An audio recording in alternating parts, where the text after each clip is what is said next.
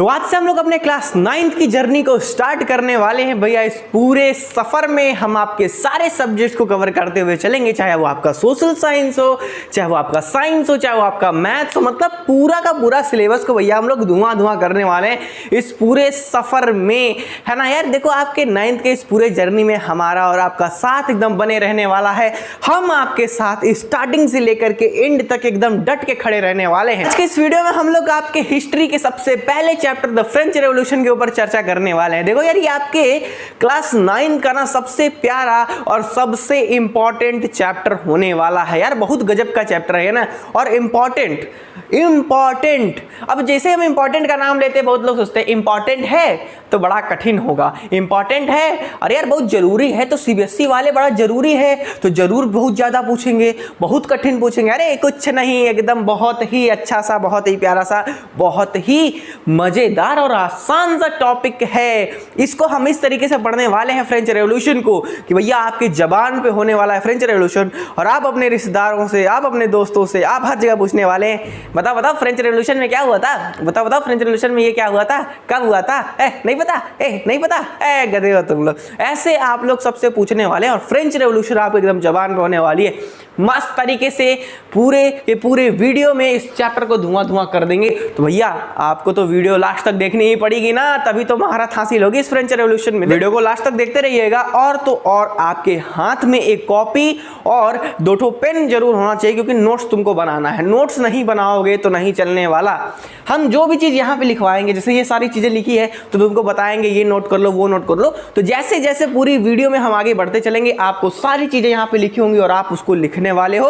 पूरे वीडियो के साथ अपना नोट्स अपने हाथ से खुद बनाने वाले हो। तो फिर वीडियो को लास्ट तक देखना। स्टार्ट करते हैं द महान, द सो कॉल्ड बड़ा इंपॉर्टेंट चैप्टर। इसको हम लोग धुआं करेंगे, क्या, द फ्रेंच रेवोल्यूशन। तो वीडियो को लास्ट तक देखना। चलो स्टार्ट करते हैं। नमस्कार दोस्तों, मैं हूं रुद्र प्रताप पांडे और पांडे क्लासेस में आप लोग का बहुत बहुत स्वागत है। अब देखो, ये जो फ्रेंच रेवोल्यूशन है ना, इसमें क्या होने वाला है, क्या चीजें होने वाली हैं, वो पढ़ेंगे। अब एक आप कहानी समझो, एक बहुत ही प्यारी सी कहानी, ये एक बहुत ही गजब की कहानी होने वाली है। इसमें क्या होता था, टिपिकल टाइप हर जगह राजा लोग होते थे। हम लोग जितनी भी बचपन में कहानियां सुनते आए थे, वहां पे एक राजा होता था, एक रानी होती थी, उनकी प्रेम कहानी होती थी। अरे वाह वाह वाह वाह वाह वाह।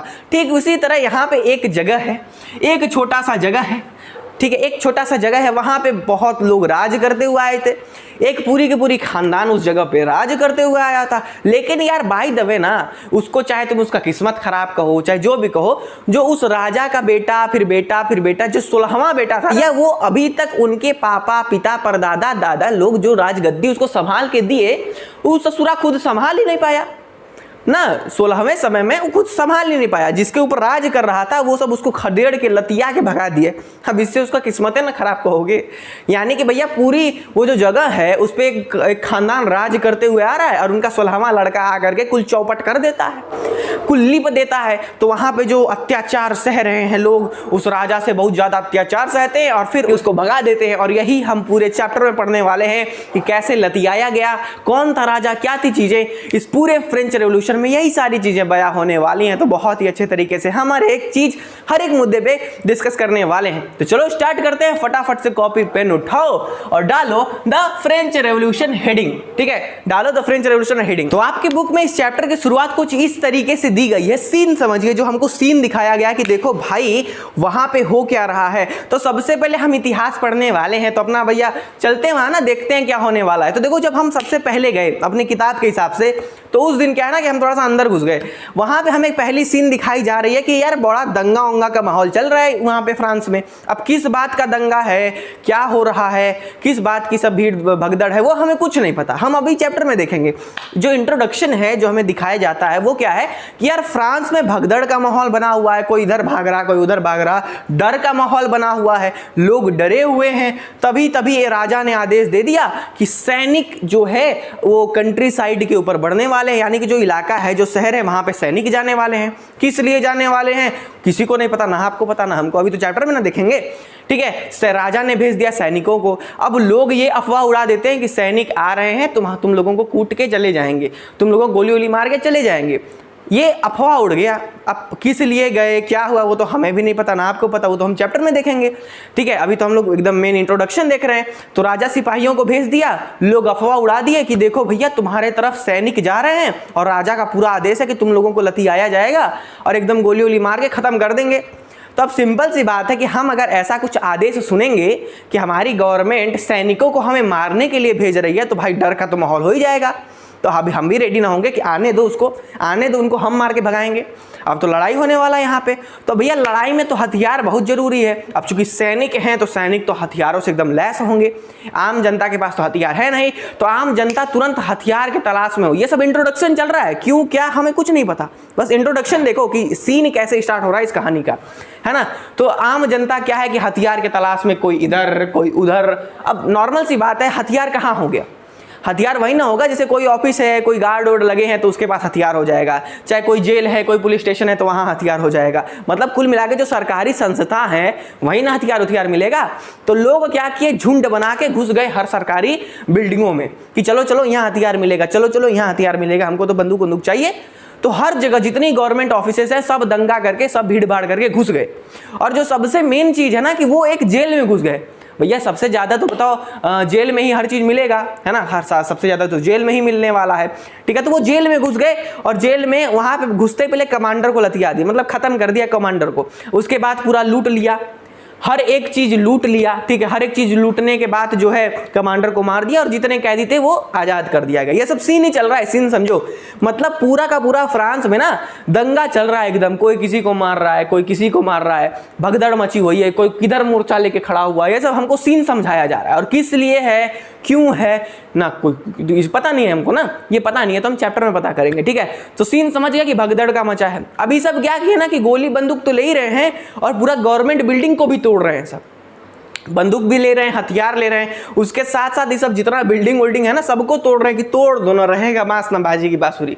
समझ रहे हो, मतलब एक एक बिल्डिंग तोड़ रहे हैं सब। और जानते हो लास्ट में क्या होता है, सब बिल्डिंग का ईटा, जो ईटा है ना, ईटे से ही तो यार घर बनता है। तो जो भी सरकारी घर होते थे, जो भी सरकारी बिल्डिंग थी, ये सब ईटा अपने घर लेके आए थे, वहां से ना हथियार भी लिए, कमांडर लोगों को कूच भी दिए और उसके बाद अपना हथियार के साथ जो ईटा से जो घर बना है ना, वो ईटा भी अपने साथ लेके घर आ गया। पूछोगे ईटा कहाँ लेके आए, अरे नाम है यार, सरकारी बिल्डिंग तोड़े हैं। बताएंगे कैसे अपने साथियों को कि देखो भाई सरकारी बिल्डिंग तोड़ करके आए, कुछ तो दिखाएंगे ना।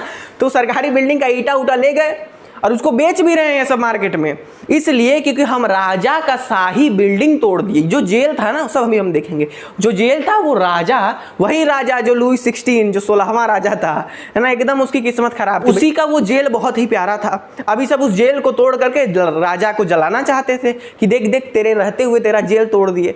तो उसका सब ईटा तक बेच डाले। कहते हैं ना कि तुम्हारा घर भी तोड़ेंगे और एक एक तो धूर भी बेच देंगे, एक एक तो ईटा भी बेच देंगे। होता है ना, किसी को गुस्से में कहते हो, तो वो सब ये करके दिखा दिए। ये सीन चल रहा है, कैसे चल रहा है, क्यों चल रहा है, कुछ पता होता नहीं, कुछ भी आता पता नहीं है क्यों चल रहा है भैया।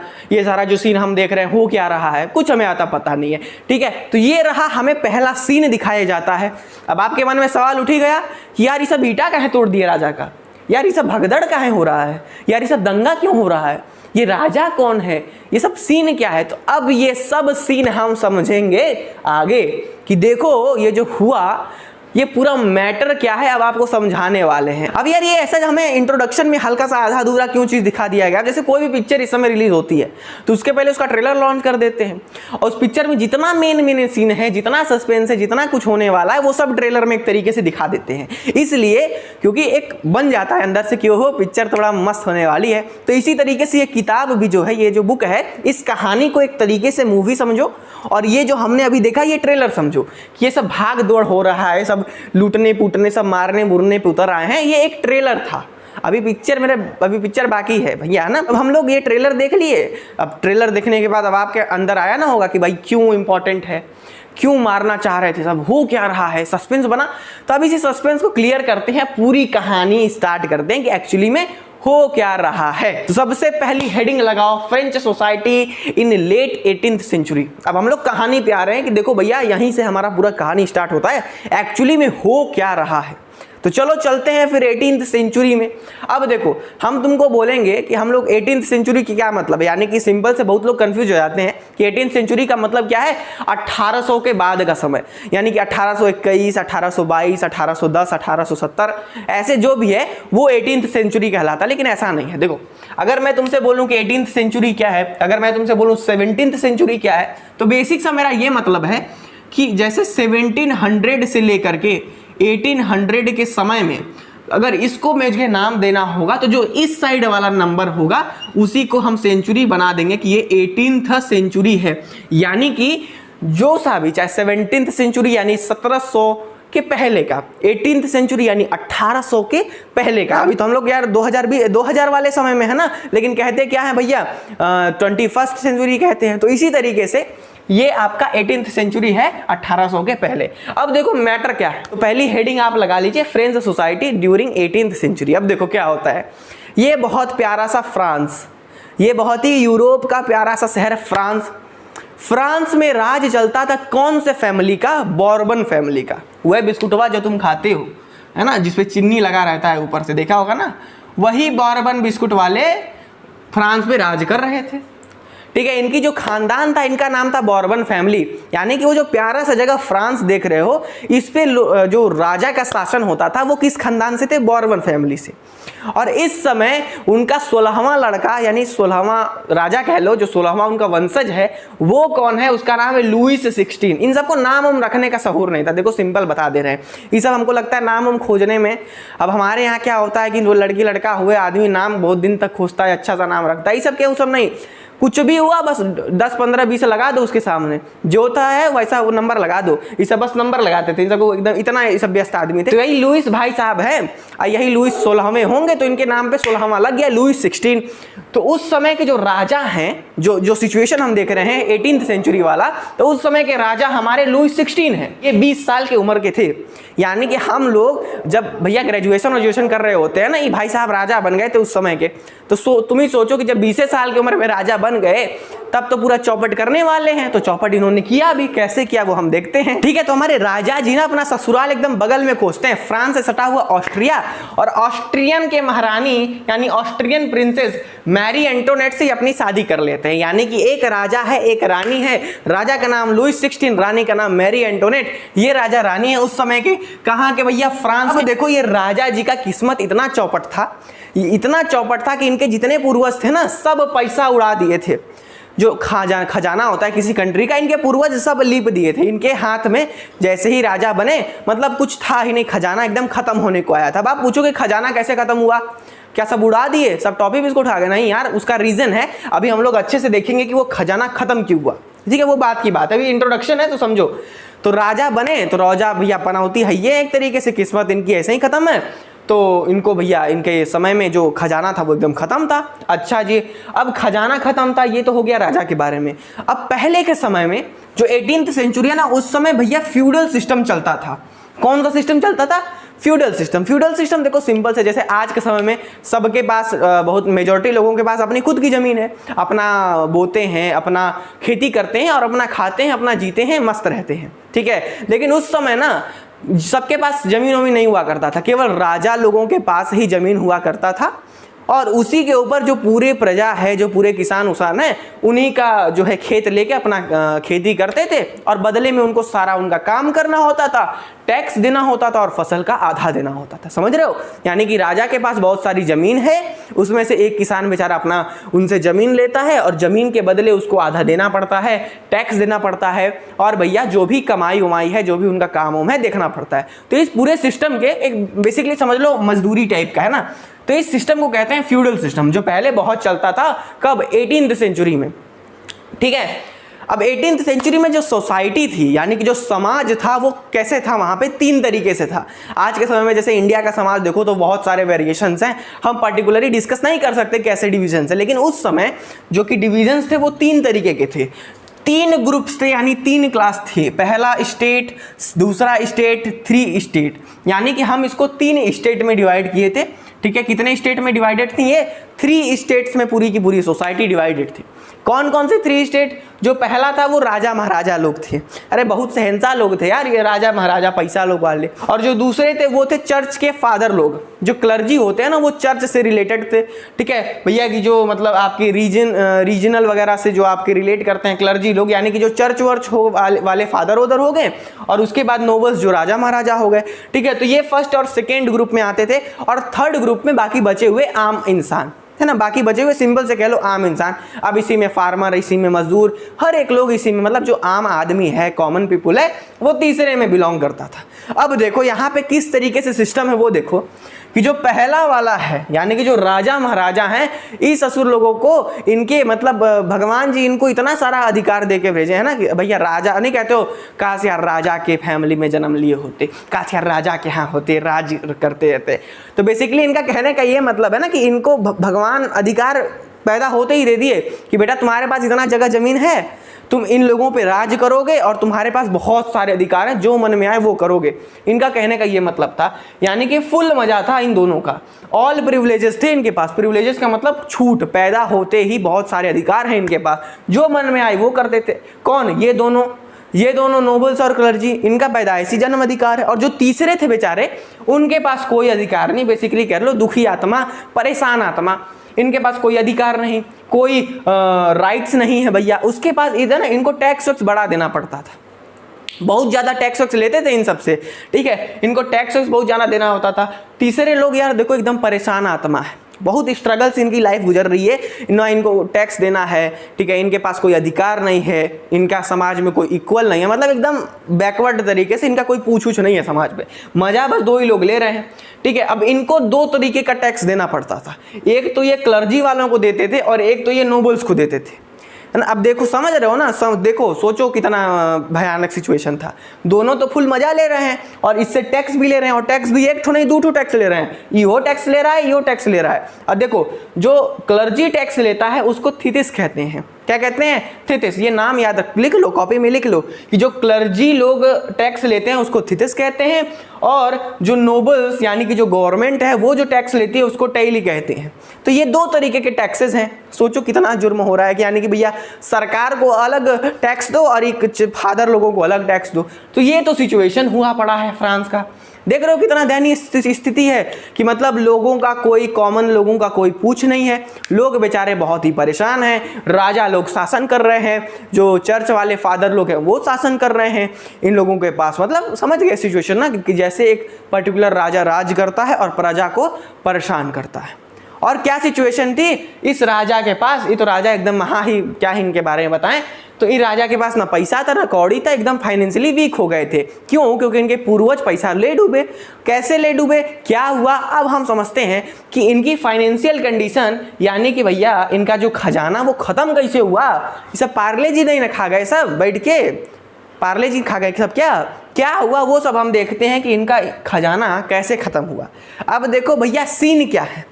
सीन इतना प्यारा सा है कि बाबू भैया हमारे शादी कर लेते हैं, लुई 16 भैया हमारे शादी कर लेते हैं। और शादी करने के बाद देखते हैं कि ससुरा मतलब खजाना ही नहीं है, अब मतलब कैसे अब जीवन व्यापन होगा, पैसा ही नहीं बचा, हमारे खजाना ही खत्म हो गया, अब कैसे चलेगा यार जीवन। तो बताओ, शादी भी कर लिए, उधर अलग फंस गए और इधर खजाना खत्म हो रहा है, वो अलग फंस गए, अपना ये देश दुनिया कैसे चलेगा, अपना समाज कैसे चलाने वाले हैं वो फंस गए, यानी कि बहुत चौचक फंसे हुए हैं राजा। अब हम देखते हैं कि भैया ये सिचुएशन क्यों हुआ, सिचुएशन क्या हो गया कि इनका खजाना खत्म हो गया।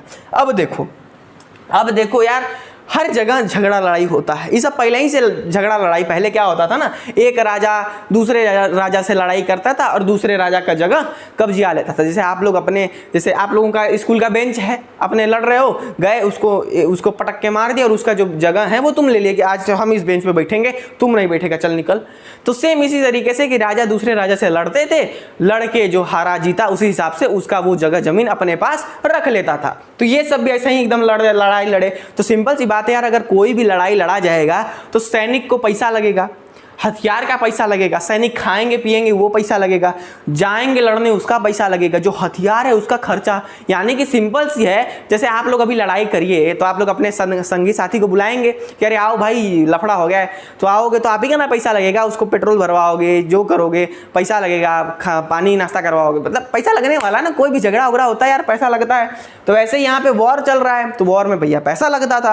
एक तो पहला ये रीजन हो गया कि मतलब इतना लंबा ये सब लड़ाई खींच दिए, इतना ज़्यादा लंबा लंबा लड़ाई लड़ गए कि इनका खजाना एकदम एक तरीके से कह लो कि ख़त्म होने लगा। बहुत ज़्यादा खजाना ये सब लड़ाई में लगा दिए, समझ रहे। तो पहला रीजन क्या कि इन सबको चुगली मचती थी, ये सब लड़ाई करते थे और लड़ाई में सबसे ज़्यादा पैसा ख़त्म कर दिए, पहला रीज़न। दूसरा रीज़न क्या है भैया, इनके पास बहुत ही आलीशान जो है क्या है, महल है। इनके पास बहुत ही आलीशान महल है। अब भैया हम लोग मिडिल क्लास फैमिली वाले को छोटा सा घर रखते हैं, दीपावली में पेंट प्लस्तर करवाते हैं, चूना करवाते हैं, रंग करवाते हैं, पुट्टी मरवाते हैं, देखते हो कितना पैसा लग जा रहा है। तो सोचो राजा महाराजा, जब हम लोग इतने छोटे से जगह में इतना हम लोग का पैसा चला जा रहा है, तो राजा भाई साहब तो एकदम राजा बाबू तो भैया एकदम बहुत बड़े महल में रह रहे हैं, बहुत बड़े महल में रह रहे हैं। तो उसका सोचो कितना खर्चा आता होगा, उसका पेंटिंग प्लस्तर पुट्टी, उसको मेंटेन करने में कितना टाइम लगता होगा, कितना पैसा लगता होगा, उसको झाड़ना पोछना, कितने नौकर लगाया होगा बस झाड़ू मरवाने के लिए, समझ रहे हो कितना पैसा लग रहा होगा। तो पहले तो इनके जो पूर्वज लोग थे इतने अय्याश थे ना, इतना मतलब जो कहो कि रॉयल्टी में जीना था, रॉयल तरीके से जीना था। तो भैया पैसा के बिना कैसे रॉयल तरीके से जियोगे, तो वहाँ भी पैसा लगा।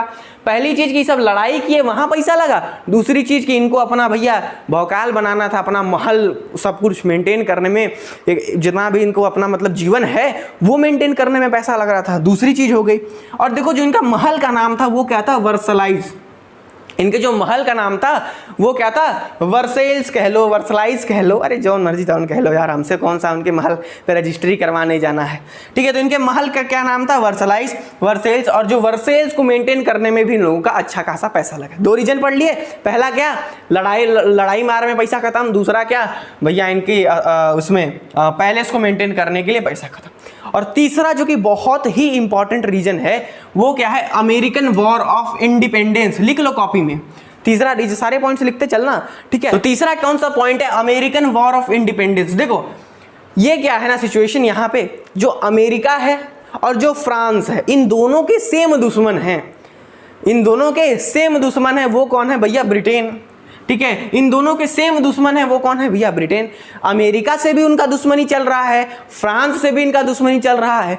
तो भैया वो सब फ्रांस वाले देखे कि ओहो इससे इसका भिड़ा हुआ है, इसको सपोर्ट कर देते हैं, ये खचा जाएगा। होता है कि नहीं होता है कि जैसे कि सुने होगे ना कि दुश्मन का दुश्मन कैसे तो होता है ना, दुश्मन का दुश्मन अपना दोस्त होता है, ऐसा कुछ है ना। तो वही है कि भैया कि जो है कि दुश्मन का दुश्मन अपना दोस्त होता है, तो चलो उसको मदद कर देते हैं और हमारा दुश्मन भी खचा जाएगा। कितना अच्छा है, मतलब सांप भी मर जाएगा, लाठी भी नहीं टूटेगी। सोचो कितना दिमाग लगाए। तो अच्छी बात है, दिमाग लगा रहे हो तो यार पैसा लगेगा, पैसा लगेगा, है ना। तो ये अमेरिका को अपना सपोर्ट दिखाए कि अमेरिका हम तुम्हारे साथ हैं, ये ब्रिटेन वालों को खांचो और ब्रिटेन वालों को एकदम मार के भगाओ। तो भाई पैसा लगा, वहां भी पैसा लगा, समझ रहे हो, वहां भी पैसा लगा। तो अमेरिका को ये लोग फाइनेंशियली हेल्प किए और इनका बहुत ज़्यादा पैसा लग गया, मतलब अच्छा खासा पैसा लग गया। लड़ाई लड़ने में ना, जितने भी ये लोग लड़ाइयाँ लड़ रहे थे भैया, उसमें अच्छा खासा पैसा इन लोग का खर्च हुआ, ठीक है। तो पहला पॉइंट, लड़ाइयाँ जो अपने लिए लड़े उसमें पैसा लगा। दूसरा, इनका जो बहुत बड़ा पैलेस था उसको मेंटेन करने में पैसा लगा। तीसरा, अमेरिकन वॉर ऑफ इंडिपेंडेंस में चूंकि दोनों के दुश्मन सेम थे, ये सोच रहा था कि मेरा भी दुश्मन खचा जाएगा, तो उसमें इसका ज़्यादा पैसा लगा, ठीक है।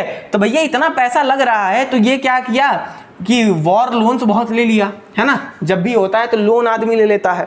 अब लोन ले लिया तो लोन देने वाले भी बड़ा चालाक थे, वो सब इंटरेस्ट बढ़ा दिए कि देखो फंसा है, नहीं होता है। देखो हमारे ही समय में जैसे हम लोग कहीं उधार करके आए हैं और उधार करने वाले को पता है कि हम लोगों का पैसा नहीं, हम लोगों के पास, हम लोग थोड़ा सा फाइनेंशियली कंडीशन नहीं है सही, तो उधार जो दिया है वो भी एकदम प्रेशर बना लगेगा कि कल दे दो नहीं तो हम इंटरेस्ट बढ़ा देंगे, परसों दे दो नहीं तो और इंटरेस्ट बढ़ा देंगे। तो सेम फंडा था कि एक तो ये इसका पैसा खत्म हो रहा था, ऊपर से जो लोग इंटरेस्ट दिए थे वो सब बढ़ा रहे कि ओह बढ़ाओ, बबुआ के पास पैसा नहीं है, मजा आएगा। तो भैया हाई इंटरेस्ट हो गया, जितना ये लोग लिए थे भैया उतना इंटरेस्ट बढ़ने लगा, जितना ये लोग लोन लिए थे उस पर इंटरेस्ट बढ़ने लगा। तो उसको भी तो लौटाना था, इंटरेस्ट भी तो देना था, लोन लिए हो तो इंटरेस्ट भी तो दोगे, वहाँ पे पैसा इनका खत्म हो रहा है, वहाँ पे इनका पैसा खत्म हो रहा है। और जो ये दूसरा पॉइंट है ना कि बहुत सारे इनकी रेगुलर एक्सपेंसेस है, नॉर्मल सी बात है। जैसे हमारे इंडिया को देखो, कितनी सारी रेलवे हो गई, तमाम तरीके का ट्रांसपोर्ट हो गया, एयरपोर्ट हो गया, हर एक चीज़, हाईवे, मतलब तमाम तरीके का मेंटेनेंस कॉस्ट लगता है, चीज़ों को चलाने में मेंटेनेंस कॉस्ट लगता है, सरकारी स्कूलों को, यूनिवर्सिटियों को चलाने में मेंटेनेंस कॉस्ट लगता है।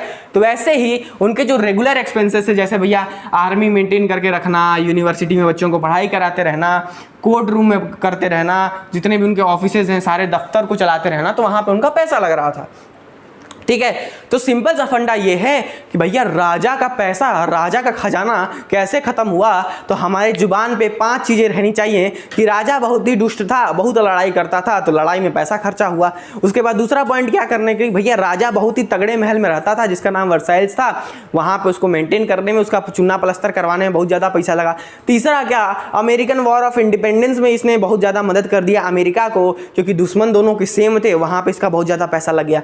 तीसरा क्या कि लोन बहुत ज़्यादा ले लिया और लोन वाले इंटरेस्ट बढ़ा दिए, तो उसको वापस करने में बहुत ज़्यादा इसका पैसा चला गया। और चौथा क्या, पांचवा क्या कि भैया ये रेगुलर एक्सपेंसेस भी तो इसके साथ बहुत ज़्यादा थे, इसको अपना भी तो एक्सपेंस चलाना था, अपना भी तो खर्चा चलाना था, जैसे आर्मी वगैरह, तो यहाँ पर इसके पैसा खत्म हो गया।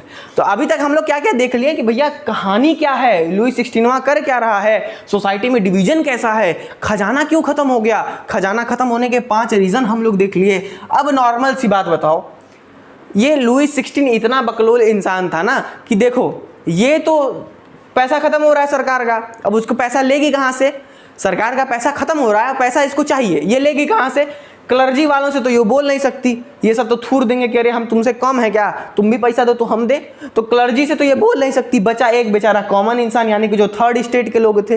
तो भैया हर बार की तरह ये क्या किया, हेंस टू रिकवर फाइनेंशियली, जो लोन उसने लिया है उसको रिकवर करने के लिए इसने टैक्स लगाना चालू कर दिया।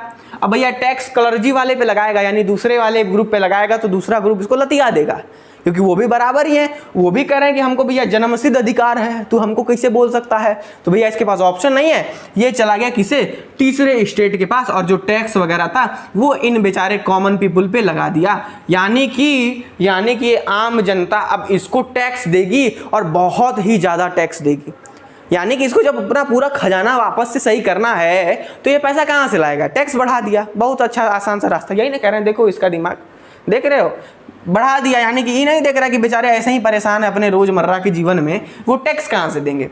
तो अभी तक तुम देख लिए पूरा कहानी और कैसे इसका खजाना खत्म होता है और खजाना को ये रिकवर कैसे करता है। ये रिकवर ऐसे करता है कि लगता है तीसरे स्टेट वालों का जो है टैक्स बढ़ाने, तो भैया टैक्स बढ़ेगा तो फिर इसका रिकवर भी होगा और परेशानी भी बढ़ेगी।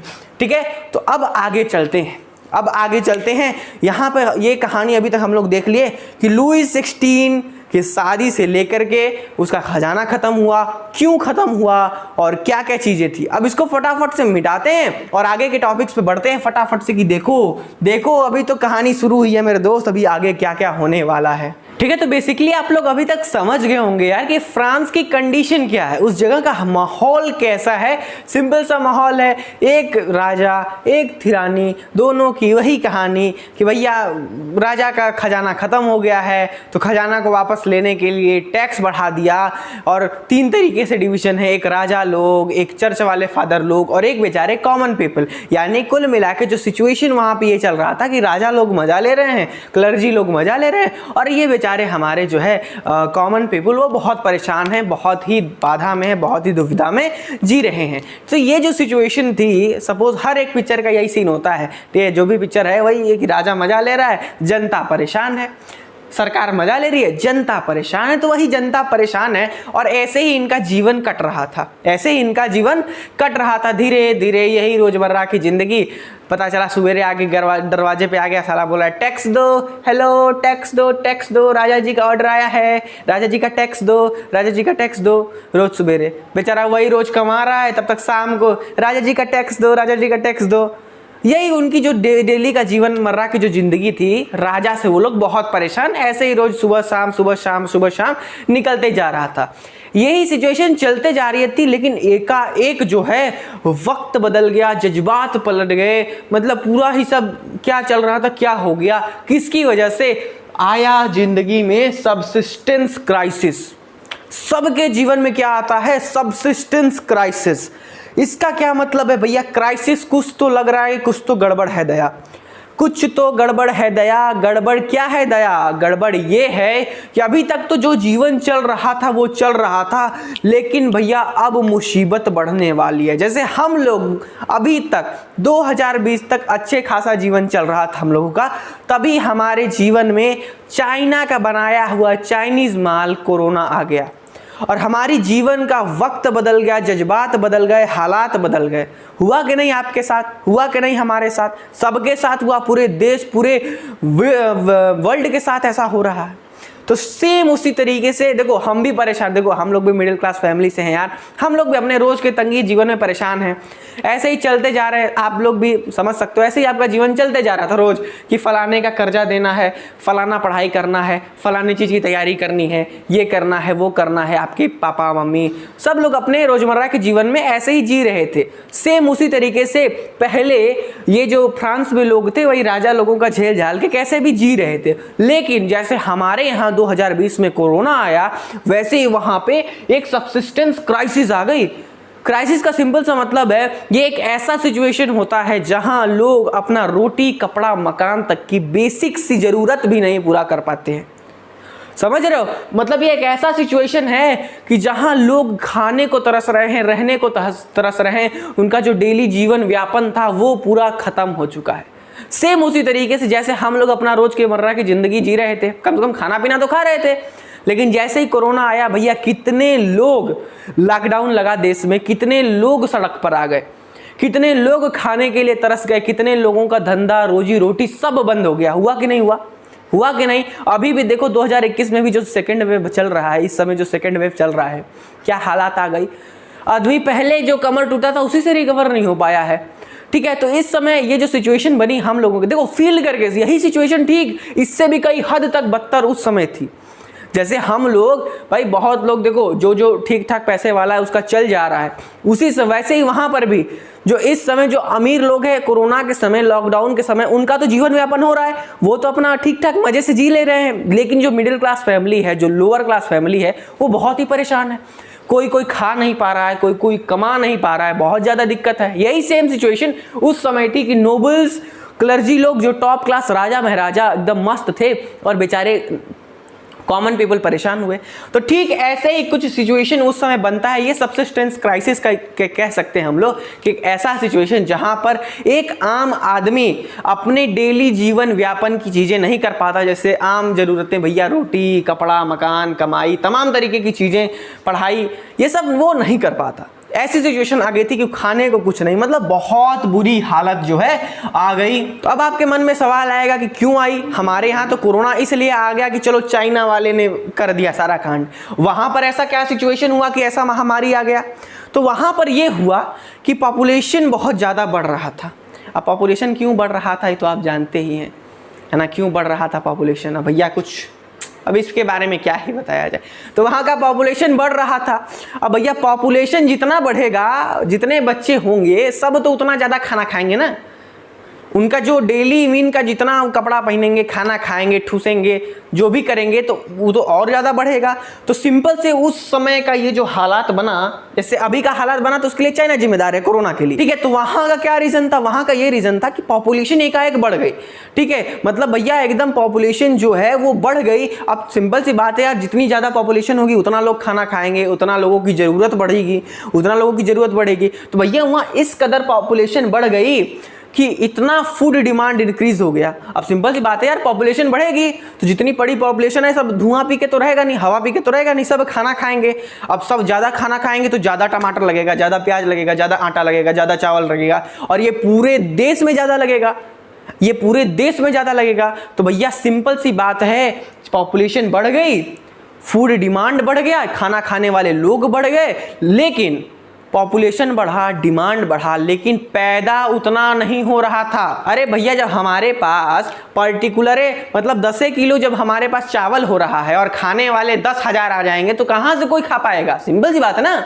पॉपुलेशन बढ़ गया, खाने वाले लोग बढ़ गए। अबे खाने वाले लोग बढ़े, चलो अच्छी बात है, लेकिन खाना तो भी तो बढ़ना चाहिए। तो देखो, ठीक उसी तरह जैसे आपके लिए मम्मी मैगी वैगी बना करके आपके टिफिन में दे दी, तो वो तो केवल आपके लिए ही दी, लेकिन जैसे ही लंच में आप खोलते हो वो मैगी मसाला सबको महकता है कि पूरे क्लास वाले घूर के आपके टिफिन के यहाँ जाते कि ओहो क्या भाई मैगी लाए हो, मजा आ जाएगा।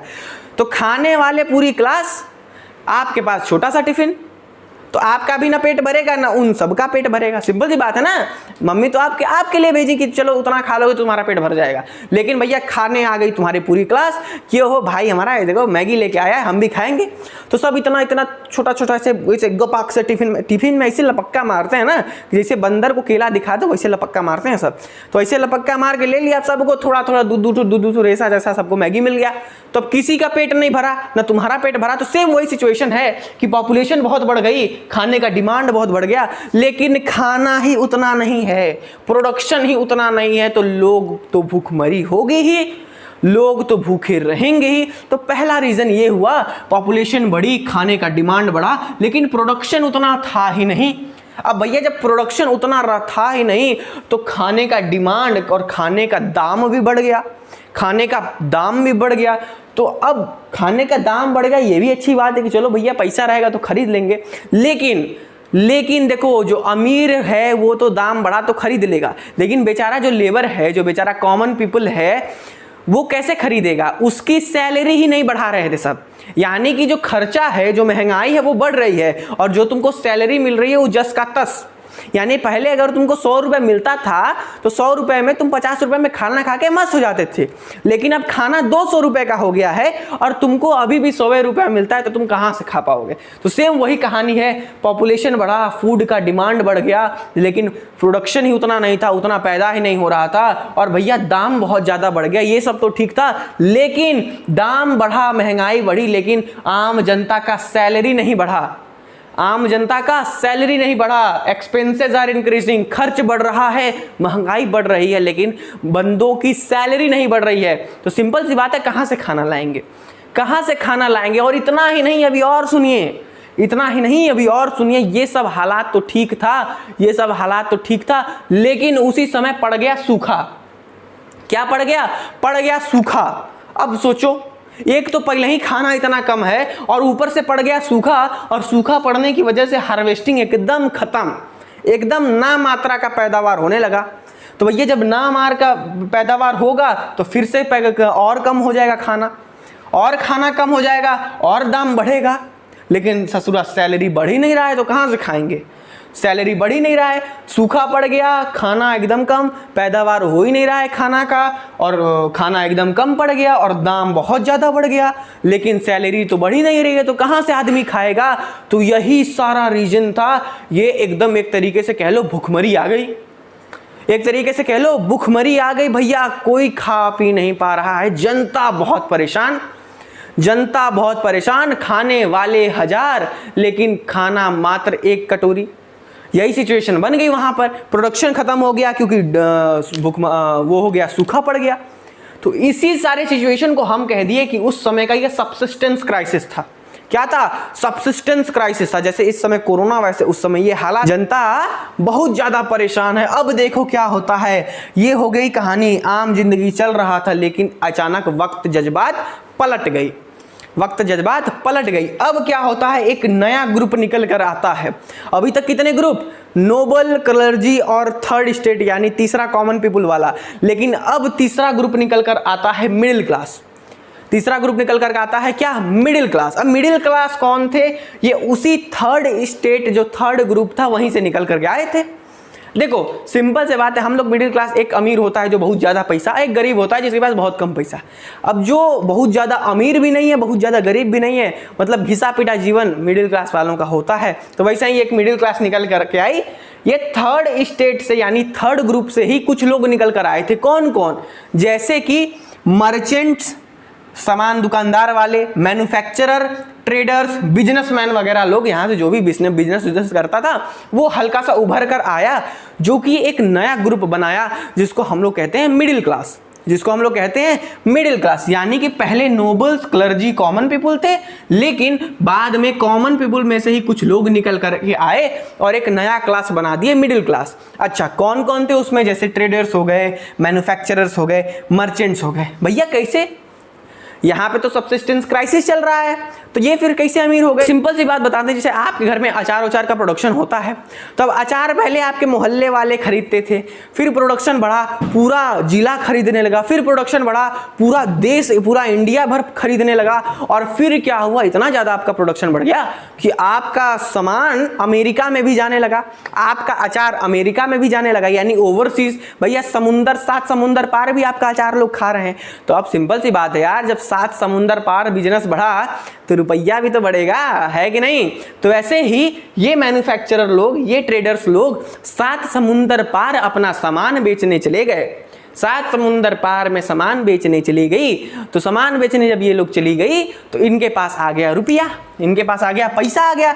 अब भैया पैसा आ गया तो ठाठ भाई साहब का बढ़ गया कि अरे हमारे पास तो रुपया आ गया, फिर हम क्यों कम रहे? तो अब सिंपल सी बात है, अब देखो कहानी में ट्विस्ट कैसे होता है कि अब तक तो ये लोग गरीब थे, अब तक तो ये लोग परेशान थे, तो राजा को कोई उंगली नहीं करता था। अब इनके पास आ गया रुपया, पैसा आ गया इनके पास, तो अब भैया इनके ठाठ ओठ बढ़ गए कि ओहो हम किसी से कम क्यों हैं, अबे हम किसी से कम क्यों हैं, हमारे पास भी तो पैसा है, चलो देखते हैं। तब इनके दिमाग में आने लगा कि अरे अरे अरे अरे अरे भैया, ये राजा हम लोगों को मिल करके, ये पूरी गवर्नमेंट मिल करके हमें बेवकूफ़ बना रहे हैं, बेवकूफ़ बना रहे हैं। ये घंटा इनके पास कोई बर्थ प्रिविलेज है? कैसा बर्थ प्रिविलेज? भैया तुम भी यहीं पैदा हुए हो, हम भी यहीं पैदा हुए हैं, तुम राजा के घर में पैदा हो गए तो सारा सर्वस्व तुम्हारा हो जाएगा, पूरा देशवे तुम्हारा हो जाएगा, ऐसा नहीं चलेगा। अब राजा का बेटा राजा नहीं बनेगा, राजा वही बनेगा जो हम लोग डिसाइड करेंगे, जो हम लोग जिसको बनाएंगे। तो भैया मिडिल क्लास के पास आ गया पैसा, और इनके दिमाग में ये थॉट आने लगा कि ना ना ना ना, अब राजा बेटा तुम्हारा काम हो गया खत्म, अब हम राज करेंगे, अब हम सरकार बनाएंगे। ये वाला मेंटोलॉजी, ये वाला आइडियोलॉजी आ गया उनके दिमाग में। समझ रहे हो पैसा कितना, मतलब पैसा में कितना ताकत होता है, ठीक है? तो इनके पास पैसा आया और ये सोचने लगे कि ना ना बेटवा राजा, अब तुम जाओ, अब हम सरकार बनाएंगे, अब अपन ही जो करेगा वो करेगा। तो ये लोग अपोज करना स्टार्ट कर दिए, किसको? राजा को। ये लोग अपोज करना स्टार्ट कर दिए राजा को। अब देखो सिंपल सी बात है कि ये आइडियोलॉजी किससे आई? ये जो आइडिया है कि एक समय था कि राजा के अंदर लोग पिसे जा रहे हैं, लेकिन किसी के पास सोच आया कि बे हम आज़ाद हो सकते हैं इनसे, ये भी तो आदमी है ना जो धरती पे पैदा हुए हैं, हम भी आदमी हैं जो धरती पे पैदा हुए हैं, तो हम इनके गुलाम कैसे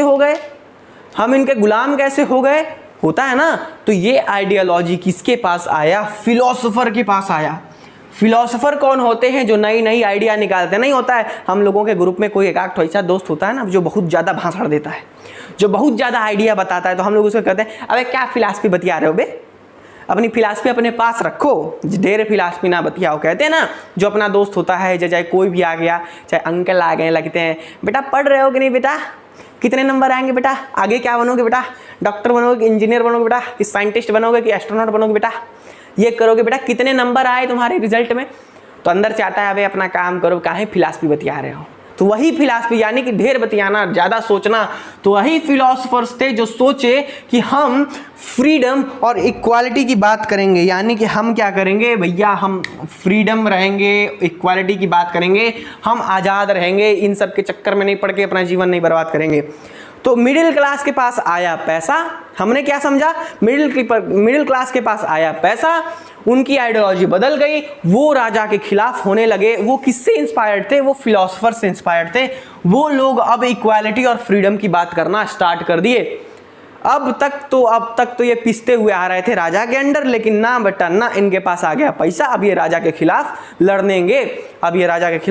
लड़ेंगे, अब हम लोग कुछ फिलोसोफर लोगों की बात कर लेते हैं कि फिलोसोफर का क्या रोल है। अब देखो यहाँ पे हमारे सिंपल सी बात है, फिलोसोफर का यही सिंपल सा मतलब है कि जिनके पास नए नए आइडियाज आते हैं। और वो लोग कौन थे? जिनके पास किस तरीके की आइडिया था? इक्वालिटी और फ्रीडम का आइडिया था कैसा आइडिया था? इक्वालिटी और फ्रीडम का।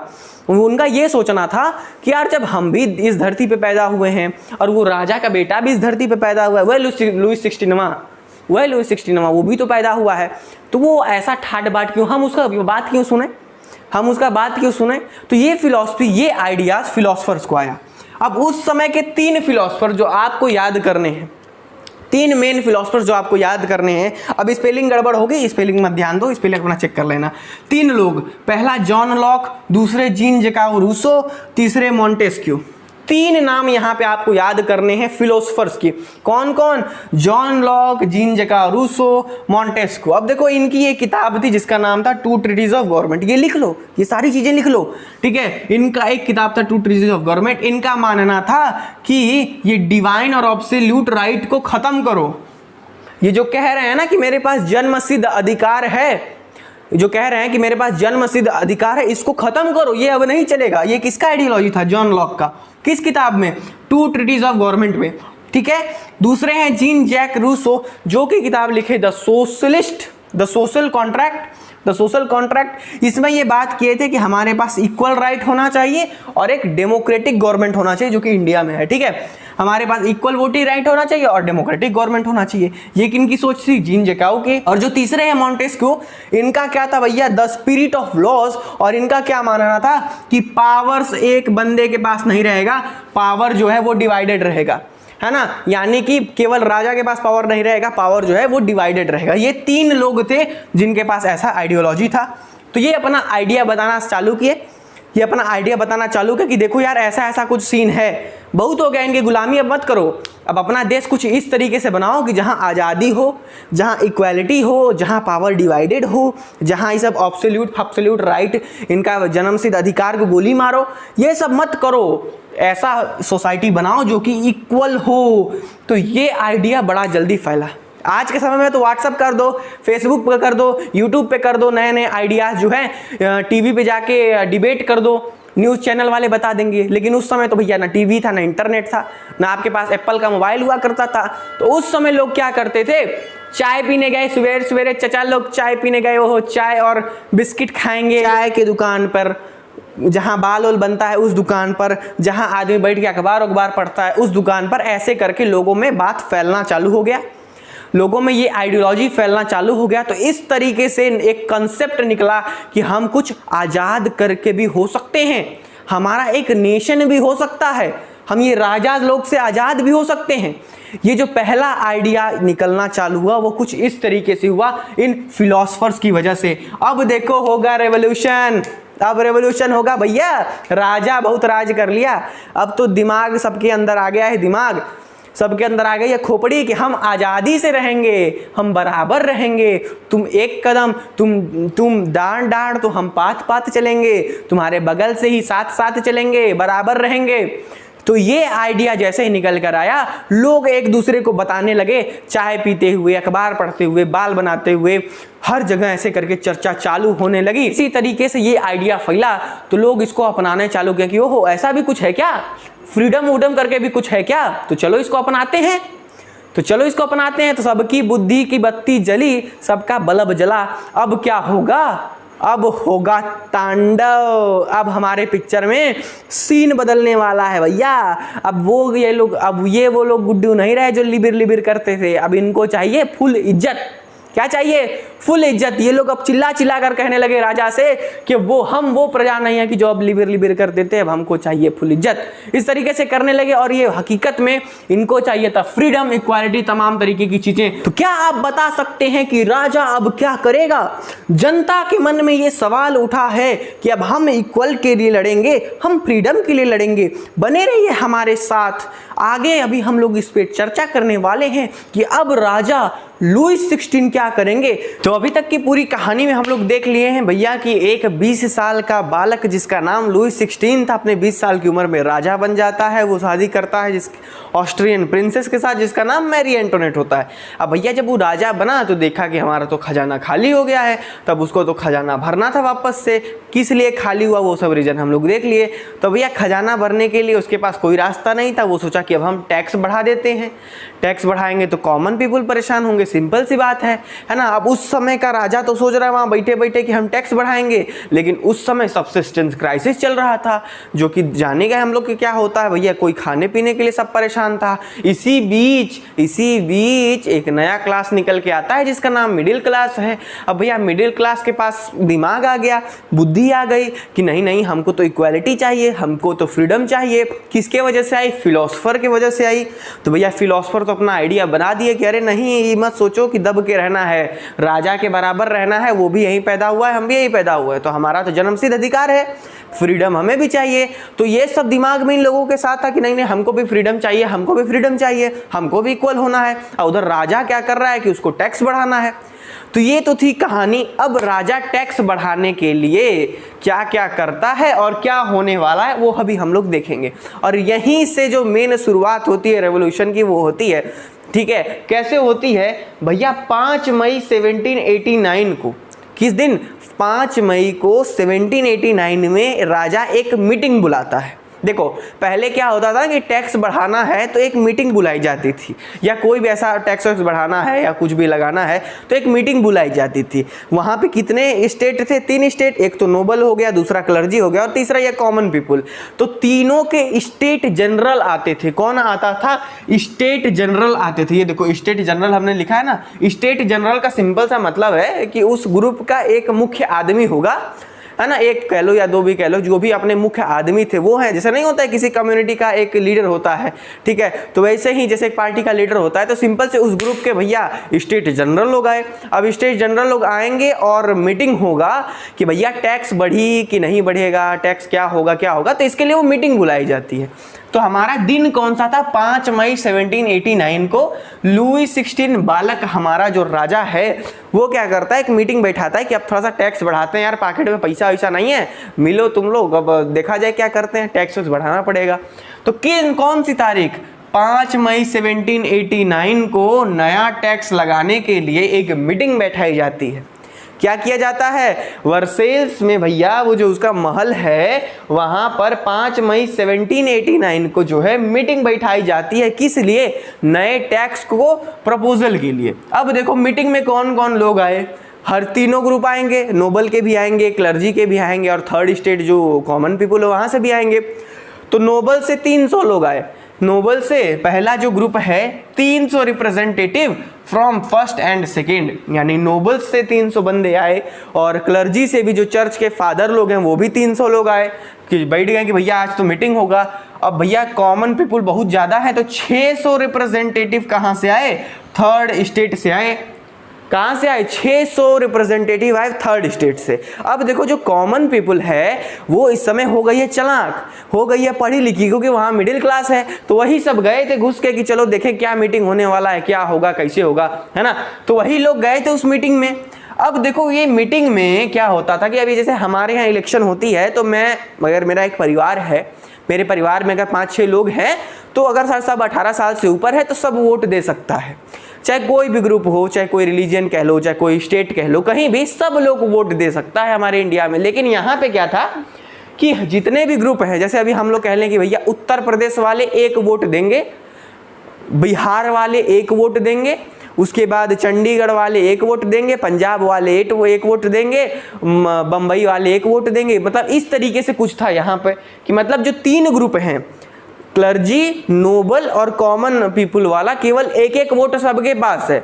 अब जो 2 वोट जिसको दे दिया वो पारित हो जाता था, यानी वो फैसला लागू हो जाता था। तो अब सिंपल सी बात है यार, नोबल्स और क्लर्जी तो दोनों एक ही थाली के चट्टे बट्टे थे, एक ही थाली के चट्टे बट्टे थे ना, दोनों तो एक दूसरे को लेकर चलते थे। तो भैया कुछ भी पास करना होता था, कोई भी टैक्स बढ़ाना होता था तो नोबल हाँ कर देता था, वोट दे देता था, और क्लर्जी भी वोट दे देता था। तब कॉमन पीपुल चाहे वोट दे चाहे नहीं दे, कोई फर्क तो पड़ता है नहीं। अब देखो जो मिडिल क्लास थी, जो मिडिल क्लास पीपुल वहां पे गए थे मीटिंग करने के लिए, वो थोड़ा सा हो गए थे सब चालाक। क्या हो गए थे? सब चालाक हो गए थे। जो फिलोसफर लोग बताए अपना आइडिया कि देखो बेटा वोट का इक्वालिटी होना चाहिए, वोट का इक्वालिटी होना चाहिए, ये सब फिलॉसफी पढ़ के गए थे। अब वो सब तो राजा लोग को तो पता नहीं था कि सब पढ़ लिख क्या है। अब ये सब भैया ये सब चालाक थे, ये सब क्या किए, अब लफड़ा करेंगे। तो देखो सिस्टम क्या था, यहाँ पर हर एक के पास एक एक वोट होना था उस मीटिंग में, ठीक है। अब वुमेन, पीजेंट्स, ये लोगों को, जो गरीब वरीब लोग हैं, इन लोगों को मना किया गया था कि तुम मत आओ, तुम लोग मत आओ, तुम लोग का कोई ज़रूरत नहीं है। अब ठीक है, जैसे नहीं होता है कि यार देखो कोई भी फैमिली है, कहीं मीटिंग वोटिंग है तो घर का जो एकदम सा जानकार सदस्य है वो जाता है ना, तो उसी हिसाब से जो मुखिया होता है वो जाता है। तो वहीं पे ये मुखिया लोगों को भेजे, ही लोगों को, वुमेन लोगों को नहीं मना था कि भैया मत आना, और गरीब लोगों को मना था। तो ये लोग क्या किया भैया, अपना लेटर लिख के भेज दिया कि लो भैया हमारा लेटर पढ़ देना, मीटिंगों में हमारा लेटर पढ़ देना कि हम लोग भी कुछ बात रखे हैं। तो ये सिचुएशन थी। अच्छा जी, अब हमको पता है कि because of all state have only one vote, ठीक है भैया, सबके पास वन वोट है। अब जैसे देखो 3 स्टेट हैं, जैसे कि क्या, रुको मार्कर ले लेते हैं, मार्कर कहाँ गया, देखो अब ये 3 स्टेट हैं भैया, है ना, ये हो गया क्लर्जी, ये हो गया नोबल, और ये हो गया थर्ड स्टेट। अब कुछ भी लागू करना है, सपोज ये लागू करना है कि कल से बिस्कुट 10 रुपये का बिकेगा, कल से बिस्कुट 10 रुपये का बिकेगा, तो अब इनमें से जो 2 ठो राजी हो गए तो बिस्कुट बिकेगा 10 रुपये का, यानी लागू हो गया। तो भैया ये जो नोबल और क्लर्जी हैं, ये तो एक ही दोनों थाली की चट्टे बट्टे हैं, है ना, ये तो एक ही थाली के चट्टे बट्टे हैं। अब देखो जैसे ये वाला भी मार्कर ले लेते हैं, अब देखो अब जो क्लर्जी और नोबल है ना, ये सब दोनों एक ही थाली चट्टे बट्टे, तो ये सब हाँ कर दिया कि नहीं हाँ होगा 10 रुपये का हो जाएगा। तब बेचारा ये जो है थर्ड स्टेट, ये चाहे कहे हाँ चाहे कहे ना, इसका तो कोई फ़र्क पड़ता नहीं है, क्योंकि 2 वोट तो इसको मिल गया। अब भैया तीनों स्टेट को, ये 3 ठो स्टेट है, सबके पास एक वोट है, तो अब दोनों ये वोट दे दिए। अब इसका वोट का कोई मतलब नहीं बन जाता। तो जो मिडिल क्लास वाले थे वो सब बात पकड़ लिए कि अरे रे यहाँ तो भैया इक्वालिटी नहीं है। क्यों? क्योंकि वो द सोशल कॉन्ट्रैक्ट पढ़ के गए थे, वो द सोशल कॉन्ट्रैक्ट पढ़ के गए थे, जहां पे जीन जैक रूसो ने ये बताया है कि सबके पास इक्वल वोट होना चाहिए, इक्वल फ्रीडम होना चाहिए, डेमोक्रेटिक गवर्नमेंट होनी चाहिए। कौन बताया था? Jean Jacques Rousseau. और ये सब मिडिल क्लास वाले पढ़ के गए थे। तो भैया वो राजा को बोले कि भाड़ में जाए तुम्हारा टैक्स। क्या हुआ? अब मीटिंग बैठी है, सब लोग बैठ गए इधर उधर। अब मीटिंग बैठी है कि टैक्स बढ़ेगा, चलो अपनी वोटिंग करो। अब सब भैया एक वोट दिखा दिए तो पास होने वाला था। तो सब बोले कि रुको, मीटिंग जाए भाड़ में, पहले ये करो कि सबका वोटिंग राइट इक्वल करो। क्या करो? सबका वोटिंग राइट इक्वल करो। क्योंकि वो जीन जैक रूसो का द सोशल कॉन्ट्रैक्ट पढ़कर गए थे, क्या कि भैया इक्वल वोट होना चाहिए। तो वो सब राजा को बोले अरे रुको बाबूआ, लुई 16 बाबू रुको, तुम्हारा टैक्स बढ़े चाहे भाड़ में जाए, पहले हम लोगों का वोटिंग राइट इक्वल करो। क्या करो? वोटिंग राइट इक्वल करो। तो भैया लुई 16 क्या करते हैं? डिमांड को रिजेक्ट कर देते हैं। लुई 16 डिमांड को रिजेक्ट कर देते हैं और थर्ड स्टेट भैया मीटिंग छोड़ करके बाहर। अब कहीं आप शादी ब्याह में गए, वहां झगड़ा हो गया, तो आप तो खट से निकल जाएंगे ना, मुंह घुमा के, किया हम जा रहे हैं, हट हम जा रहे हैं। कुछ मैटर हो गया तो ऐसे मुंह से कोड़ लेंगे, बोलेंगे चलो भाड़ में जाओ, हम तो जा रहे हैं। ऐसा होता है ना। तो वैसे ही ये लोग तो बड़ा प्यार से बोले कि राजा भैया हमको हमारा वोटिंग राइट दे दो। राजा मना कर दिया कि पहले टैक्स पे बात हो रहा है, तुम्हारे वोटिंग राइट को हम लोग नहीं देखेंगे। तो ये सब मुंह घुमाए, सब मीटिंग को छोड़ छाड़ के बाहर टेनिस कोर्ट में, बाहर टेनिस कोर्ट था, एक जगह था वही पैलेस के बाहर, वहाँ पे सब गए कि आओ रे आओ, राजा को समझाते हैं, आओ इनको आज आओ बाहर। ऐसे होता नहीं तुम्हारे स्कूल में कुछ मैटर हो गया तो गए बाहर निकलो तो बताते हैं। तो इसी तरीके से सब मीटिंग का अंदर से हाल छोड़ के सब थर्ड स्टेट वाले बाहर निकल गए टेनिस कोर्ट में। बोले राजा नहीं एक्सेप्ट करोगे? राजा बोला नहीं एक्सेप्ट करेंगे। तो बोले आओ आओ आओ तुमको बाहर बताते हैं, आओ। तो सब बाहर टेनिस कोर्ट में चले गए, समझे। तो सीन क्या हुआ कि मीटिंग को बॉयकॉट कर दिया गया। भैया लोग गए गुस्साए और मीटिंग को बॉयकॉट करके, यानी भाड़ में जाए मीटिंग करके, सब जो है टेनिस कोर्ट पे बाहर आए और एक नया असेंबली बना दिए वहीं बैठे बैठे। मतलब समझ रहे हो, मीटिंग करने अंदर गए थे टैक्स के लिए, वहां बोले कि हमको चाहिए इक्वल राइट। राजा मना कर दिया, नहीं सुनेंगे तुम्हारी। कौन होते हो तुम? तो बोले कौन होते हैं हम? अबे हम मिडिल क्लास हैं, हम वो नहीं है जो लिबर करते थे। अभी वो लोग आ गए, अब वो जाएंगे बाहर टेनिस कोर्ट में, और टेनिस कोर्ट में गए, मीटिंग को छोड़े भाड़ में जाए मीटिंग, और एक नई असेंबली वहीं खड़े का खड़ा बना लेते हैं, जिसको कहता है नेशनल असेंबली। क्या कहते हैं? थर्ड स्टेट के मिडिल क्लास बाहर गए और टेनिस कोर्ट में बैठे बैठे एक नई असेंबली बना लिए, जिसको कहते हैं नेशनल असेंबली। अब देखो समझ में आ गया ना मैटर समझ में आ गया कि नहीं? देखिए कितना फिलोसफरों का असर पड़ा। सब जीन जैकाउ रूसो वाला बात पढ़ के गए थे कि सबके पास इक्वल वोटिंग राइट होनी चाहिए। तो यहाँ पे तो मैटर गड़बड़ है, क्योंकि हर एक स्टेट के पास एक एक वोट होता था। तो थर्ड स्टेट चालाक था, पढ़ लिख के गया था, बोला कि ये राजा ऐसा नहीं चलेगा, अब वो सिस्टम हटाओ, अब हमको भी इक्वल वोटिंग राइट दो। राजा बोला नहीं देंगे, तो बोला नहीं दोगे, तो बोला नहीं देंगे। गए सब बाहर टेनिस कोर्ट में, बोला कि छोड़ो अब तुमको, देखो अब हम बताते हैं कि हम लोग क्या करते हैं। गए सब एक असेंबली बना लिए, एक नया ग्रुप बना लिए जिसको हम लोग कहते हैं नेशनल असेंबली। तो भैया दे formed A national assembly and decided for drafting of a new constitution. कुल मिला के ये बात ये है कि गए एक नई नेशनल असेंबली बना लिए और फिर डिसाइड किया कि अब हम अपना कॉन्स्टिट्यूशन बनाएंगे और राजा भैया तुम हमारे कॉन्स्टिट्यूशन के हिसाब से चलोगे। मतलब समझ रहे हो, बस एक हो, मतलब एक बात नहीं मानने की वजह से राजा को कितना बुर्बक होना पड़ा, कितना भुगतना पड़ा। यही ना कह रहे हैं, बताओ 20 साल की उम्र में राजा बन गया, या हमारे यहाँ 20 साल की उम्र में आदमी ग्रेजुएशन होकर सरकारी नौकरी खोजता है, ये राजा बन गए। तो बन गए तो देखो कैसे लिपते हैं।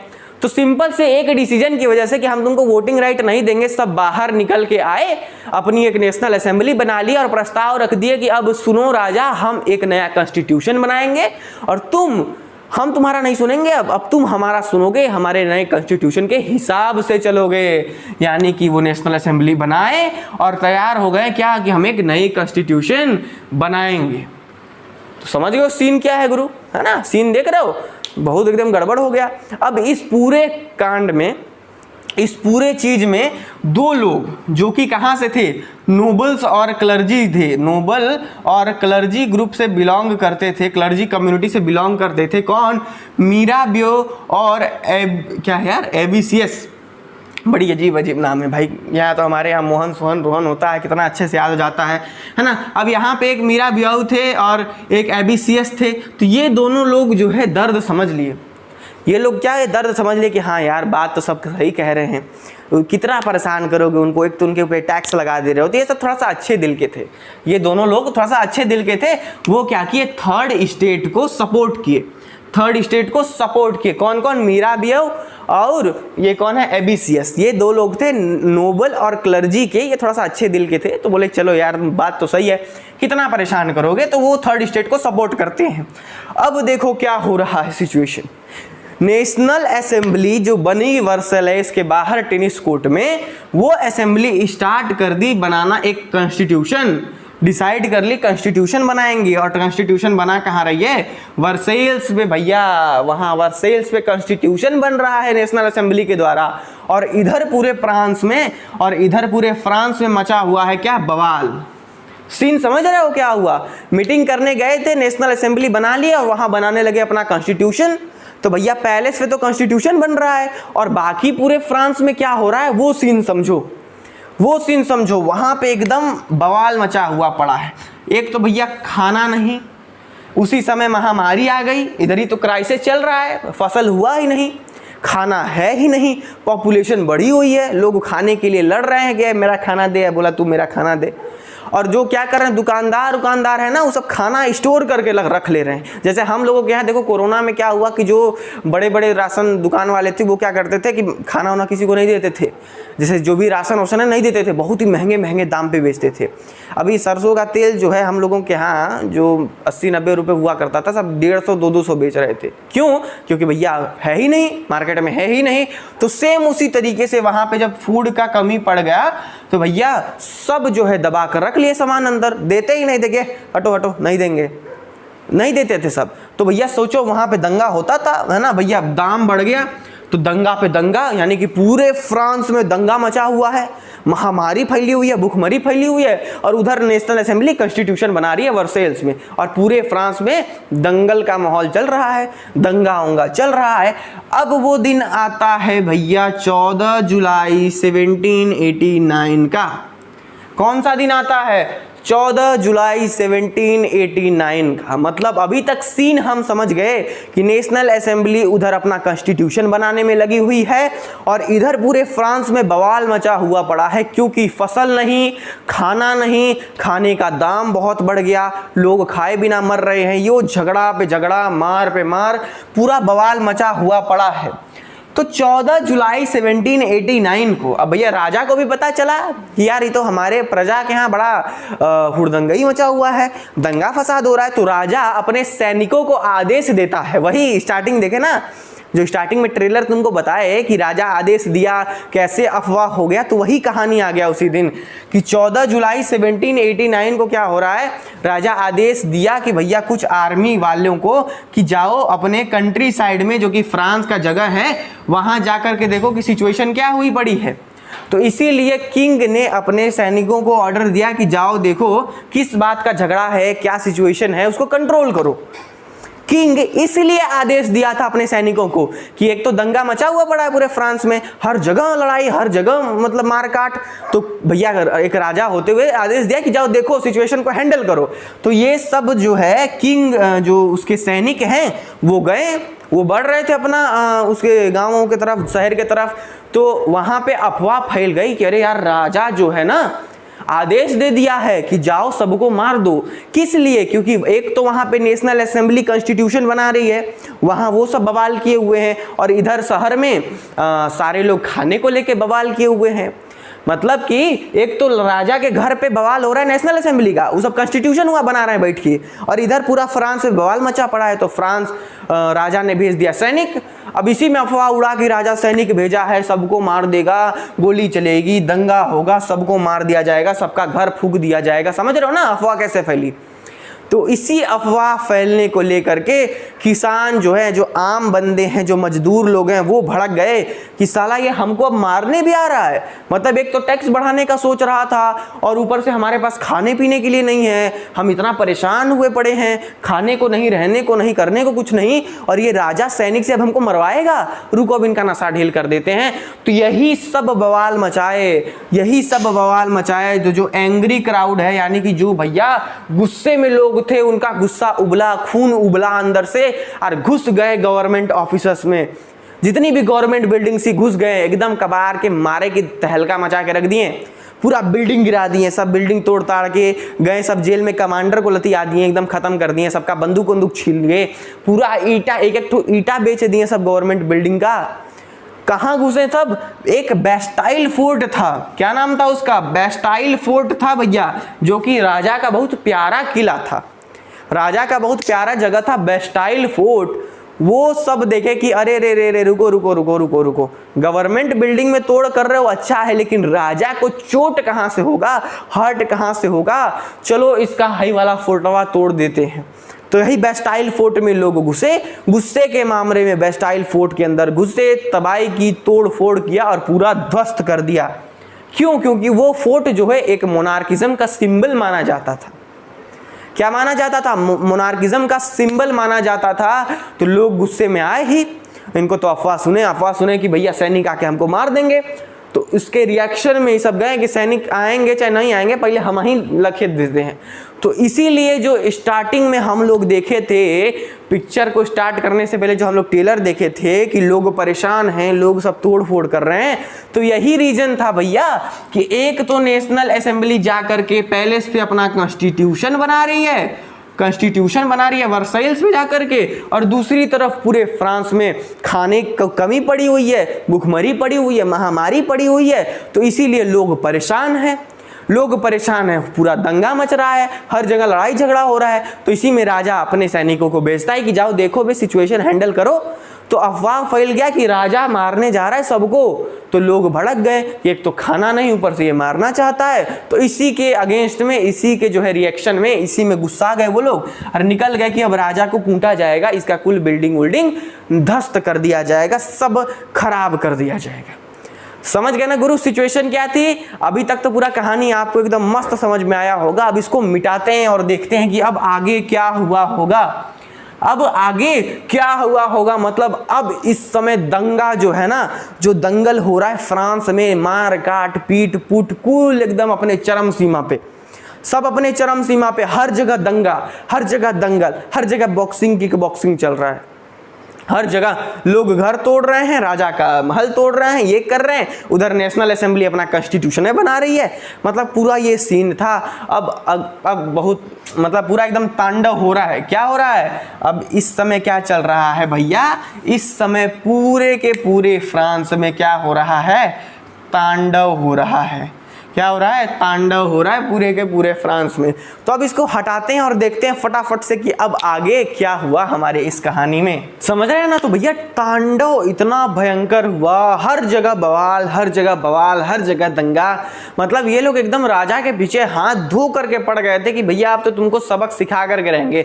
तो तांडव एकदम चरम सीमा पे हो रहा था और इतना बढ़ा कि एट लास्ट आकर के भैया जो रिजल्ट हुआ ना, मतलब समझ जो पूरी कंट्री का माहौल है, जो पूरे फ्रांस का माहौल है ना, वो एकदम रिवोल्ट का है। सब लोग एकदम दंगे पे उतर आया है, हर जगह मारकाट मची पड़ी है। इतना तांडव हुआ कि एट लास्ट लुईस 16 बबुआ को लास्ट में नेशनल असेंबली की बात माननी पड़ी। कुछ नहीं, ऑप्शन ही नहीं था ना यार, ऑप्शन ही नहीं था। इतना तांडव हो चुका था, इतना मतलब मारकाट हो चुका कि इनके पास ऑप्शन नहीं था। और लास्ट में लुईस बबुआ आकर के नेशनल असेंबली की बात सुनते हैं, उनके कॉन्स्टिट्यूशन को एक्सेप्ट करते हैं।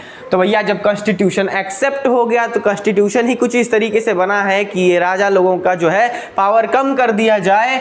तो पावर जो है भैया क्लर्जी लोग और नोबल लोग से हाथ से ले लिया गया, नोबल्स के हाथ से ले लिया गया। कॉन्स्टिट्यूशन इसीलिए बनाया गया था ताकि इन लोगों को कमजोर किया जा सके। तो ठीक है, तो कॉन्स्टिट्यूशन जब एक्सेप्ट किया गया तो भैया पावर्स क्लर्जी और नोबल से ले लिया गया। सारे टैक्सेस को एबोलिश कर दिया गया। कितने टैक्सेस थे, एक थिथिस था और एक टेल था, हम लोग जानते ही हैं। ठीक है, तो सब कुछ एबोलिश कर दिया गया और पूरा प्रॉपर पावर जो है वहां से छीन लिया गया, वहां से उनका एकदम मतलब ना मात्रा का कर दिया गया। तो देख रहे हो ना तांडव का, क्या वही कहते हैं कि सीधी उंगली से घी निकाल रहे थे तो नहीं निकला, तो अब टेढ़ा किए सब। पहले गए थे सब लुईस 16 के पास, बोल रहे थे इक्वल अधिकार दे दो वोटिंग का। लुईस 16 था, बोला नहीं देंगे, क्या करोगे। लोग कर दिए सब ना, इतना तांडव किए कि अब खुद ही बात मान गए। अब तो पहले तुम्हारा पावर भी था वो भी चला गया।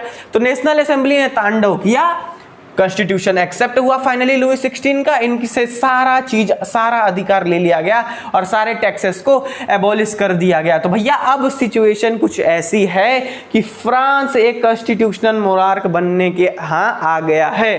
अभी तक मोनार्किज्म चल रहा था केवल राजा लोगों का, लेकिन अब चलेगा कॉन्स्टिट्यूशन जो नेशनल असेंबली बनाई है, यानी कि अब जो है कॉन्स्टिट्यूशनल मोनार्क आने वाला है। तो फटाफट से देखिए अब फ्रांस का हालात क्या है भैया। पावर्स जो है कम कर दिए गए और असेंबली के पास पावर्स जो है दे दिए गए, यानी कि राजा लोगों से एकदम पावर्स ले लिया गया कि ये ससुराल लुईस 16 बाबू चलो पावर दे दो, अब तुम्हारे पास पावर नहीं है। तो नेशनल असेंबली ने अपना कॉन्स्टिट्यूशन जो है वो 1791 में बना करके रेडी कर दिया। 14 जुलाई 1789 को जो है रेवोल्यूशन एकदम बिगिन हुआ। इतना तांडव हुआ कि लुईस 16 को लास्ट में आकर के नेशनल असेंबली की बात माननी पड़ी, कॉन्स्टिट्यूशन को एक्सेप्ट करना पड़ा, सारे पावर्स जो है उनसे छीन लिए गए, सारे टैक्सेस को बंद कर दिया गया और फ्रांस फाइनली एक कॉन्स्टिट्यूशनल मोनार्क बनने की तरफ बढ़ गया। तो पावर्स नेशनल असेंबली के पास, उन्होंने अपना कॉन्स्टिट्यूशन 1791 में बना करके रेडी रखा था। भैया उस समय मॉन्टेस्क्यू की बात, जो फिलोसफर की बात उन लोग सुने थे, तो पावर्स को उन्होंने डिवाइड कर दिया, किसमें, लेजिस्लेटिव में, एग्जीक्यूटिव में, जुडिशरी में। ये आइडिया कैसे आया था मिडिल क्लास के पास। जो नेशनल असेंबली बनी है तो मिडिल क्लास वालों की ही ग्रुप बनी है, क्योंकि वही मीटिंग करने गए थे, तो यही ग्रुप था। और ये सब ग्रुप फिलोसफर लोगों का बात सुनता था। तो मॉन्टेस्क्यू जो फिलोसफर थे उन्होंने बताया था कि पावर्स को डिवाइड करना बाबू लेजिस्लेटिव, एग्जीक्यूटिव, जुडिशरी में। तो जिनके पास पावर आ गई तो इन्होंने पावर्स को डिवाइड कर दिया लेजिस्लेटिव, एग्जीक्यूटिव, जुडिशरी में। तो वोटिंग राइट जो है किसको दिया गया, एक्टिव सिटीजन्स को वोटिंग राइट दे दिया गया। पहले हर एक स्टेट के पास केवल एक वोटिंग राइट होती थी, लेकिन अभी जो है केवल एक्टिव सिटीजन्स को सबको वोटिंग राइट दे दी गया है। अब एक्टिव सिटीजन और पैसिव सिटीजन क्या है। एक्टिव सिटीजन वो लोग हैं जो कि 25 साल से ऊपर हैं, आदमी लोग, आदमी लोग, औरत की बात नहीं हो रही, औरत बच्चों की नहीं, जो लोग 25 साल से ऊपर हैं आदमी लोग, और जो टैक्स देते हैं, यानी कि टैक्स कितना, एक लेबर की सैलरी जितनी 3 दिन सैलरी होती है, सपोज हमारे यहाँ अप्रॉक्स 300 से 400 रुपए एक लेबर की सैलरी है, तो यानी कि 3 दिन की सैलरी मतलब 1000 से 1200 रुपए जो टैक्स दे रहा है, तो उसको जो है वोटिंग राइट मिल जाएगा। ऐसा एक कुछ सीन था कि जो तो 25 साल के ऊपर है और वो आदमी है और वो अपने 3 दिन के सैलरी का जो है, लेबर के सैलरी का जो है टैक्स देता है, तो उसको अब लोग एक्टिव सिटीजन कहते हैं कि हाँ भाई ये बंदा एक्टिव है मतलब योगदान कर रहा है, तो उसको वोटिंग राइट दे दो। और पैसिव सिटीजन बेचारी जो वुमेन लोग हैं जो कि 25 साल से कम हैं और जो कि पैसा नहीं दे सकते, बहुत ज़्यादा गरीब हैं, तो उनको वोटिंग राइट नहीं दिया गया, उनको वोटिंग राइट नहीं दिया गया। समझ रहे हो? तो ये सीन था इस समय, है ना। तो भैया कुल मिला के मोनार्किज्म जो है छीन लिया गया और वोटिंग राइट दे दिया गया। अब आगे बढ़ते हैं। फ्रांस एबॉलिश्ड मोनार्की और बिकम रिपब्लिक। अरे ये क्या हो गया यार, ये एबॉलिश्ड मोनार्की क्यों हो गया? अभी तो राजा को तो छोड़े ही थे, अपने पास पावर आ गई, तो राजा को फिर एबॉलिश क्यों कर दिया गया, क्यों किया गया वो देखते हैं। अब हमारे जो लुईस भगवा भैया है ना, लुईस चाचा जो हैं बहुत चालू बन रहे थे। जो हमारे लुईस 16 चाचा हैं वो बहुत चालू बन रहे थे। वो अपने ससुराल और अपने बगल वाले दोस्तों से मिल रहे थे और बोल रहे थे कि अब आ जाओ, मदद मांग रहे थे कि तुम हमारे साथ आ जाओ और यहाँ पे आके नेशनल असेंबली को मार के भगा दो, फिर हम तुम लोग सब लोग मिल के राज किया जाएगा। ये अंदर ही अंदर बहुत दुष्ट था यार, देख रहे हो, मतलब रस्सी जल गई बल नहीं टूटा।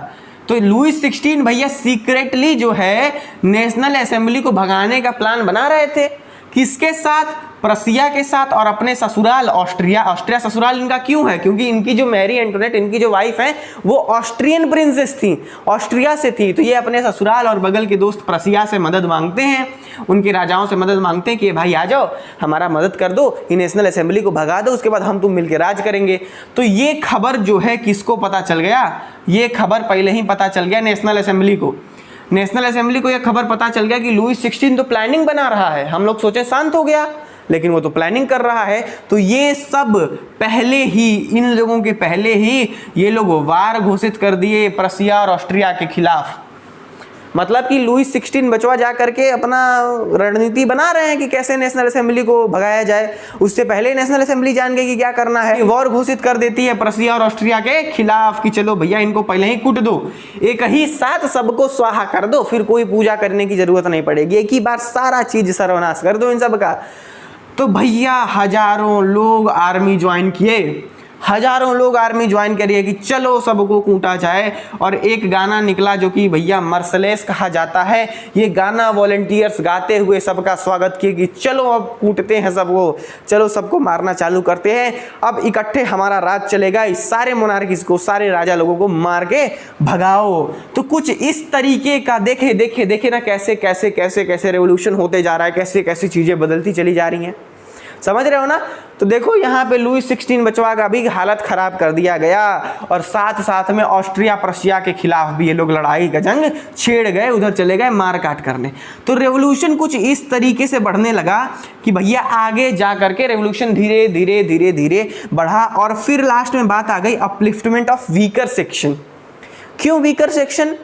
जो नेशनल असेंबली मिडिल क्लास बनाई वो भी तो वीकर सेक्शन से ही थी, तो ये वीकर सेक्शन का बात क्यों आ गया? देखो जो मिडिल क्लास वाले लोग थे, हम तुमको बताए थे ना कि थोड़ा सा पैसा इनके पास आ गया था, ये उतने भी गरीब नहीं थे, मिडिल क्लास एकदम गरीब नहीं थी। अरे यार मिडिल क्लास, हम जैसे मिडिल क्लास होता है ना, बहुत अमीर भी नहीं बहुत गरीब भी नहीं, बीच में, तो मिडिल क्लास एकदम नीचे नहीं थी, तो वो नीचे वालों की भी नहीं सोचती थी उतना।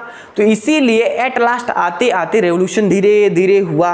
पहले राजा लोगों को खदेड़ा गया, फिर मिडिल क्लास वालों का सोचा गया, फिर वीकर सेक्शन को अपलिफ्ट किया गया। तो revolution further demanded upliftment of weaker section. आगे बढ़ करके वीकर सेक्शन जो एकदम नीचे हैं, जो एकदम सबसे बैकवर्ड सेक्शन है, उनको भैया ऊपर लाने का प्लानिंग बना और इक्वल वोटिंग राइट का डिमांड हुआ। इक्वल वोटिंग राइट का डिमांड हुआ, हर जगह पॉलिटिकल क्लब बनना स्टार्ट हुए कि भैया जो है कि अब कुछ मतलब सिस्टम सही करना है ना, वीकर सेक्शन को ऊपर करना है। अब वीकर सेक्शन को ऊपर करना है तो भैया पॉलिटिकल पार्टीज बनने लगी हर जगह की। तो वहां पर एक नई क्लब बनती है, जैकोबिन्स क्लब। क्या बनता है? जैकोबिन्स क्लब बनता है। उसके बाद इन लोगों का अलग नखरा स्टार्ट होता है, अलग पन्ना आता है, अलग पहलू आता है।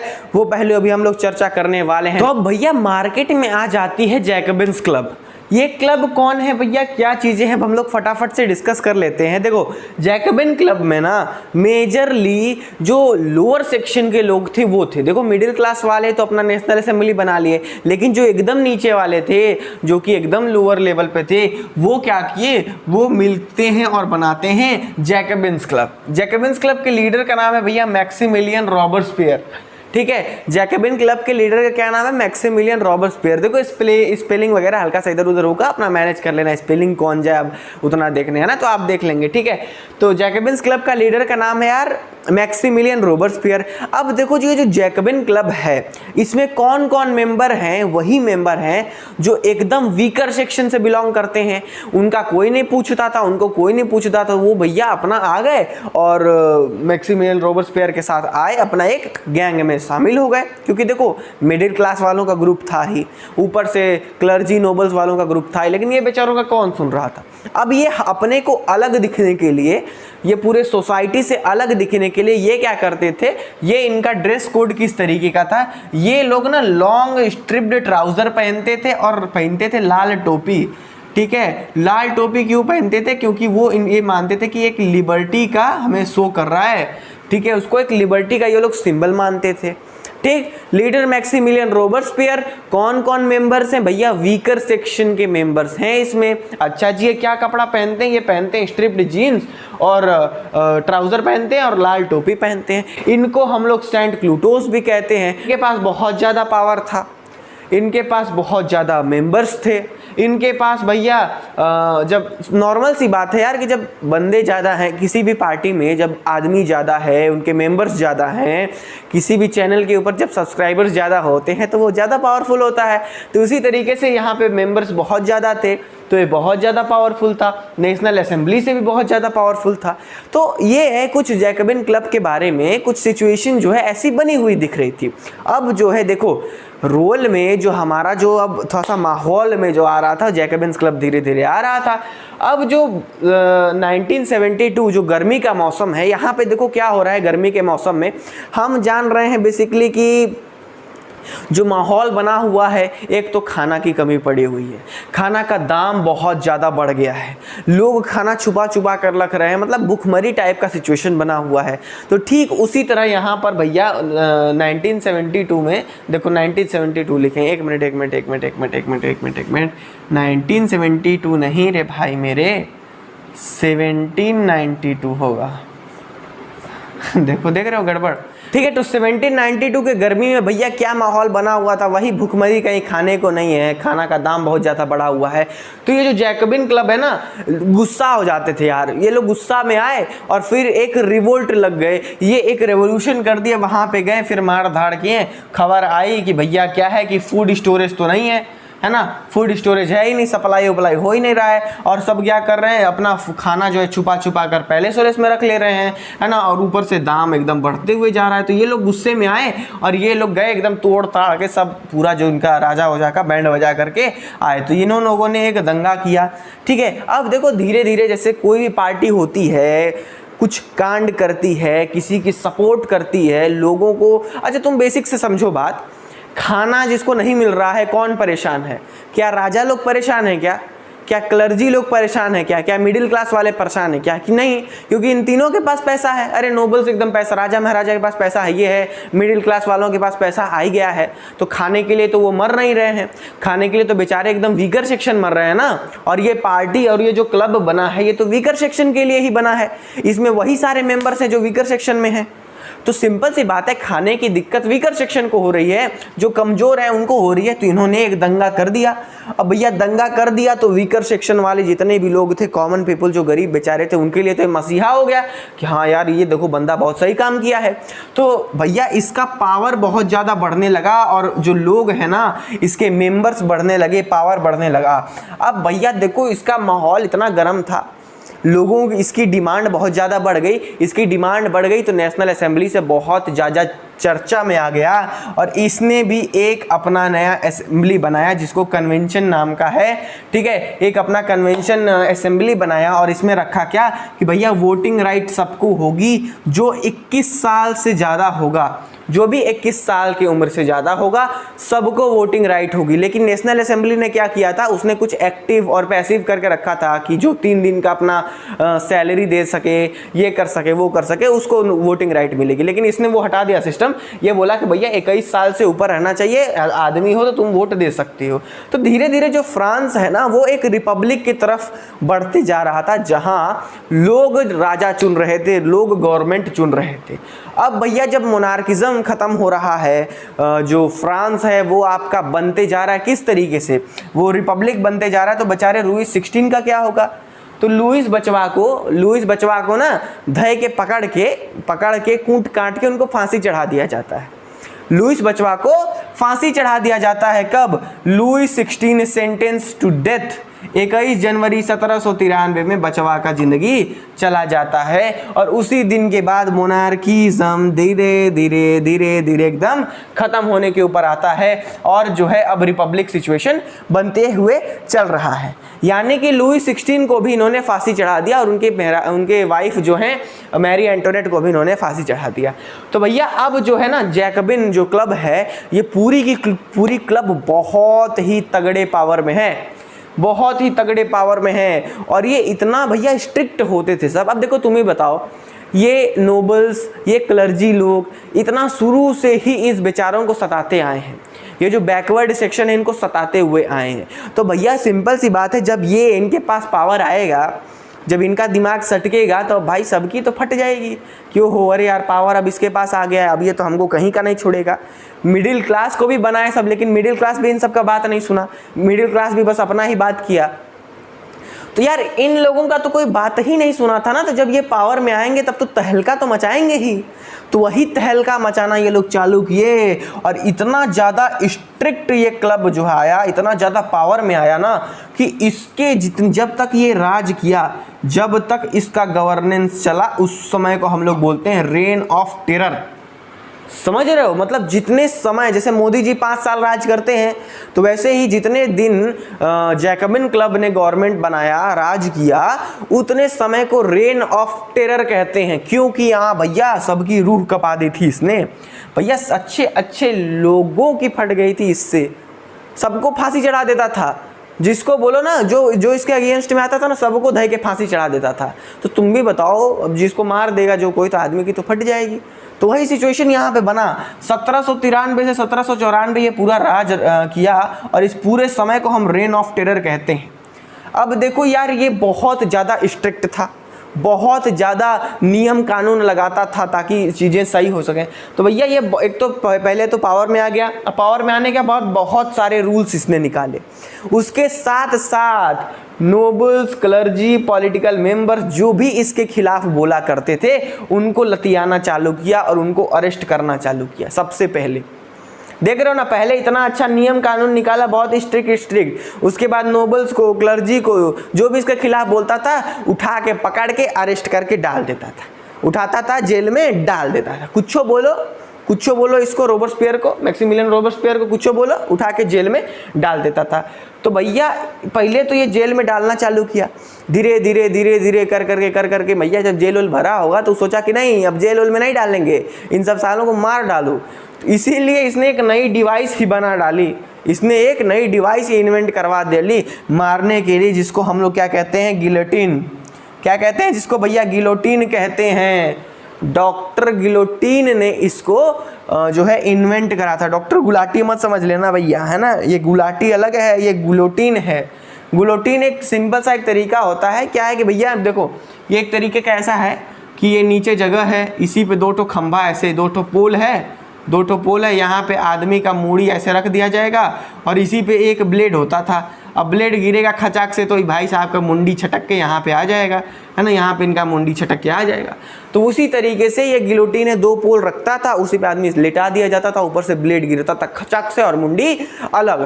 तो डॉक्टर गिलोटिन ने इसको इन्वेंट किया था, ठीक है। 2 पोल और एक ब्लेड के साथ ये एक डिवाइस था जो कि लोगों को मारने के काम देता था। अब देखो तुमको सिंपल से बताएं जैकबिन के बारे में, तो जैकबिन तो एक तो भैया वीकर सेक्शन है इसमें, वीकर सेक्शन शुरू से ही अपना सहता हुआ आया है।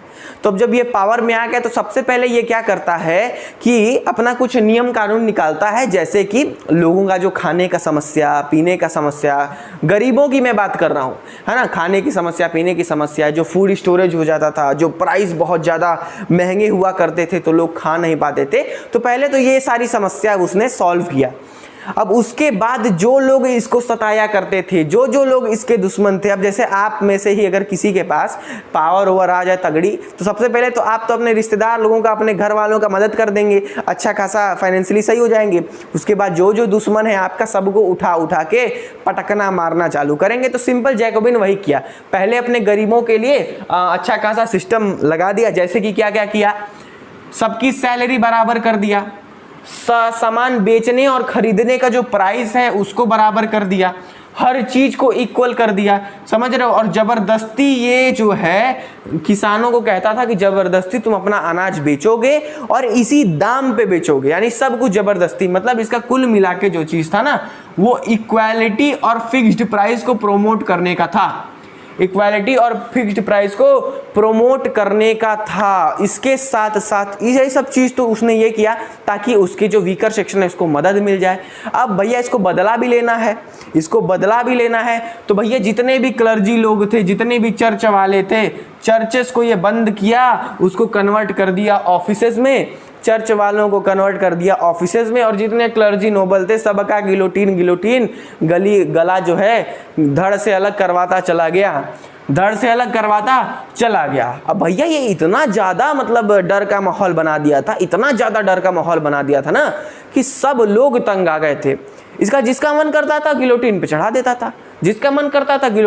देता था, पता चला रास्ता चल रहा है आदमी, बोल दिया क्या रोबर्सपियर भैया कैसे हो, ठीक ठाक, इसका मन करेगा उसको चढ़ा देगा गिलोटीन पे, पकड़ो रे उसको, पकड़ो गिलोटीन पे चढ़ाओ, गर्दन अलग कर दिया। लोग परेशान। तो फिर रॉबर्सपियर बाबू को ज़्यादा दिन तक नहीं चल पाए, रॉबर्सपियर बाबू को पकड़ करके जुलाई 1794 में उसी गिलोटीन पे धय करके उनका मुंडी अलग कर दिया गया। यही कहते हैं जैसे को तैसा, मतलब अपने गड्ढा खोदे थे उसी में लास्ट में गिर गए। अरे ना ससुर तुम गिलोटीन बनाए होते ना तुम मरते, कम से कम अच्छे से फांसी उसी पे मरते, जो होता ना होता, तो गिलोटीन बना के पहले ही तुम अपने मौत का सामान बना लिए हो। तो वही गिलोटीन बना और वो भाई साहब उसी गिलोटीन पे उनकी गर्दन कट गई। इतना परेशान ही कर दिए थे तो क्या होगा। तो भैया जो जैकोबिन क्लब जो गवर्नमेंट आई थी वो गिर गई, जैकोबिन क्लब खत्म हो गया। अब भैया लीडर ही जब मर गया तो फिर जैकोबिन क्लब तो ऐसे ही खत्म हो जाएगा। तो लीडर खत्म, जैकोबिन क्लास खत्म, फिर से मिडिल क्लास आता है पावर में। अब देखो ये जो इतना सारा लिखा हुआ है ना, वो मैं तुमको एक अच्छे से समझा देता हूँ। देखो ये पॉइंट्स यही सारे हैं, आप लिख लेना। अब देखो मुद्दा ये है कि जैकोबिन क्लब आया, रॉबर्सपियर था, इतना स्ट्रिक्ट कानून बनाया, इतने लोगों को मारा, लास्ट में सब लोग मिलकर डिसाइड किया कि नहीं अब रॉबर्सपियर को हटाओ। तो जैकोबिन क्लब का लीडर मैक्सिमिलियन रॉबर्सपियर को उसी गिलोटीन पे मार डाला गया। कब भैया? आपके जुलाई 1794 में। यहाँ पे रॉबर्सपियर खत्म, यहाँ पे जैकोबिन क्लब गिर गया। सिंपल सी बात है, जब लीडर ही मर जाएगा तो पार्टी का क्या ही स्थिति होगा। तो अब जो गवर्नमेंट है फिर से गिर गई, तो मिडिल क्लास फिर से पकड़ लिए सीट। जैसे होता नहीं है कि अगर रेलवे में तुम जनरल बोगी में बैठ के जा रहे हो, कोई सीट खाली होता है, लोग गपक के बैठते हैं, एकदम लपक के तुरंत बैठ जाएंगे उसी कुर्सी पे जो भी सीट खाली होगा। तो ठीक उसी तरह इधर गवर्नमेंट गिरी नहीं जैकोबिन की, जैकोबिन का सब फॉल आउट हुआ कि नहीं, सब टूटा उटा नहीं, कि जैसे ही मिडिल क्लास तुरंत पावर में आ गई, मिडिल क्लास ने फटाफट से सीट पकड़ लिया। और मिडिल क्लास ने एक नया कॉन्स्टिट्यूशन बनाया जहां पर यह लिखा गया कि अब केवल उन्हीं के पास वोट होगा जिनकी खुद की प्रॉपर्टी होगी, जिनके पास प्रॉपर्टी नहीं है उनको वोटिंग राइट नहीं मिलेगा। ये नया कॉन्स्टिट्यूशन बना दिया। उसके बाद इसने एक लेजिस्लेटिव काउंसिल बनाया, देखो ये जो इलेक्टिव लेजिस्लेटिव काउंसिल बनाया, और उसमें ये डिसाइड किया कि अब हम ससुरा एक लोगों के पास पावर नहीं देंगे। जैकोबिनवा के ये जो जैकोबिन क्लब्स है, इसमें हमने एक ही आदमी को पावर दे दिया और वो लसरवा लाश बिछा दिया। अब हम ये गलती नहीं करेंगे, अब हम 5 लोगों को जो है पावर देंगे। तो वो वो बनाता है, डायरेक्टरी बनाता है 5 मेंबर्स का, कि अब जो है हम शासन करेंगे 5 मेंबर्स का, ताकि एकाक ठो अगर उसमें से सठिया गया, एकाक ठो का बुद्धि घास चरने चला गया तो बाकी 4 संभाल लेंगे। तो ये सोच करके मिडिल क्लास वापस आई और अपना गवर्नमेंट फॉर्म की और एक नया जो है डायरेक्टरी लाई 5 मेंबर्स की। अब यार सिंपल सी बात है, अब इस 5 मेंबर्स में कोई कहता था कुछ, दूसरा कहता था कुछ, नहीं चला लंबे दिन तक। जहां एक लोग डिसाइड कर रहे थे वहां 5-5 लोग आकर के डिसाइड करेंगे तो कैसे चलेगा। कोई कहता था कि नहीं ये चीज होना चाहिए, तो कोई कहता था नहीं भक ऐसा नहीं होगा। तो फिर से यहाँ पे दंगा हुआ, फिर से कन्फ्लिक्ट हो गया। अरे ये मिडिल क्लास वाले का भी सरकार गिर गया। जैकबिन क्लब का सरकार गिरा, मिडिल क्लास ने सरकार बनाया, उसने 5 लोगों का डायरेक्टरी बनाया, लेकिन वो सब अपने में रोज झगड़े करते थे कि ऐसा होगा वैसा होगा, कोई कहता था कुछ होगा। अब जैसे आज के समय मोदी जी कुछ और बोल दिए और तुम्हारे अमित शाह कुछ और बोल दिए, उन दोनों में झगड़ा हो गया, उन दोनों लोगों में झगड़ा हो गया, तो फिर पार्टी का क्या ही असर होगा। तो वही है कि मिडिल क्लास वाले भी अपने ही में आपस में बाज गए कि नहीं ये होगा, वो बोला वो होगा। ये पूरा का पूरा इनका भी पॉलिटिकल इंस्टेबिलिटी हो गया, सरकार एकदम खत्म होने के कगार पे आ गई। ये सब खेल चल रहा था, ये सारा का सारा खेल चल रहा था और बैठ के इधर से टुकुर टुकुर कौन देख रहा था? नेपोलियन। समझ रहे हो, ये सारा खेल चल रहा था। फिर से जब देखा कि पॉलिटिकल इंस्टेबिलिटी हुई तो नेपोलियन टुकुर टुकुर देख रहा था और वो समझा कि गुरु ये बहुत सही समय है। और फिर चलते चलते नेपोलियन ने पूरी की पूरी कमान संभाल ली। नेपोलियन जो है पावर में आ गया। देख रहे हो, मतलब समझो कैसे कैसे कैसे कैसे क्या होते चला। जैकबिन क्लब आया, उसके बाद तमाम चीजें इसने की, लोगों के नाक में दम करके रख दिया। तो फिर इसको लास्ट में उसी गिलोटिन से मार दिया गया। अब ये जब मर गया तो फिर मिडिल क्लास ने अपना गवर्नमेंट बनाया और इस बार 1 लोगों के ना करके 5 लोगों का मेंबर बना दिया। 5 लोगों को मेंबर बना दिया डायरेक्टरी का कि लो चलो भाई तुम 5 मिल करके डिसीजन लेना। लेकिन ये सारे सब 5 के 5 बहुचट थे। कोई कहता था कि ये होगा तो वो कहता था नहीं ये नहीं होगा। सब आपस में ही झगड़ा करने लगे। तो ये भी सरकार ज़्यादा दिन तक नहीं चली, फिर से सरकार गिरने के कगार पे आ गई, यानी पॉलिटिकल इंस्टेबिलिटी हो गई। तो इस चीज़ को नेपोलियन बहुत अच्छे से देख रहा था और नेपोलियन बोला चलो बाबा लोग तुम लोग साइड हो को, अब अपन राज करेगा, अब अपन राज करेंगे। तो फिर वहीं से राइज ऑफ नेपोलियन होता है। यहीं से नेपोलियन बाबा आ जाते हैं हमारे पूरे कहानी में और नेपोलियन की एंट्री हो जाती है। तो देखे ना कैसे कैसे सब सरकार वक्त हालात सब बदलते जा रहा है और फिर से पॉलिटिकल इंस्टेबिलिटी हुआ। तब हमारे नेपोलियन भैया एंट्री लेते हैं और नेपोलियन भैया भी क्या क्या करते हैं, कैसे करते हैं, इसको मिटा करके नेपोलियन भाई का भी चर्चा कर लेते हैं फटाफट से। तो भैया पूरे के पूरे सिचुएशन को देखते हुए नेपोलियन भाई साहब बहुत ही मस्त फायदा उठाए और आते हैं, देखते हैं कि पॉलिटिकल इंस्टेबिलिटी तो हो ही चुकी है, पूरा सब भंग पड़ा हुआ है। तो देखते हैं कि अब तो गद्दी हमको मिल जाएगी, है ना। तो 1804 में भाई साहब जो हैं मस्त अपने आप को एम्परर घोषित कर देते हैं कि भाइयों और बहनों आज से आपका राजा मैं हूं, उर्फ नेपोलियन। ठीक है, तो यानी कि नेपोलियन भाई साहब अपने आप को 1804 में एम्परर घोषित कर देते हैं। अब देखो नेपोलियन जो है ना, इसकी कहानी हम आपको बता देते हैं सिंपल से।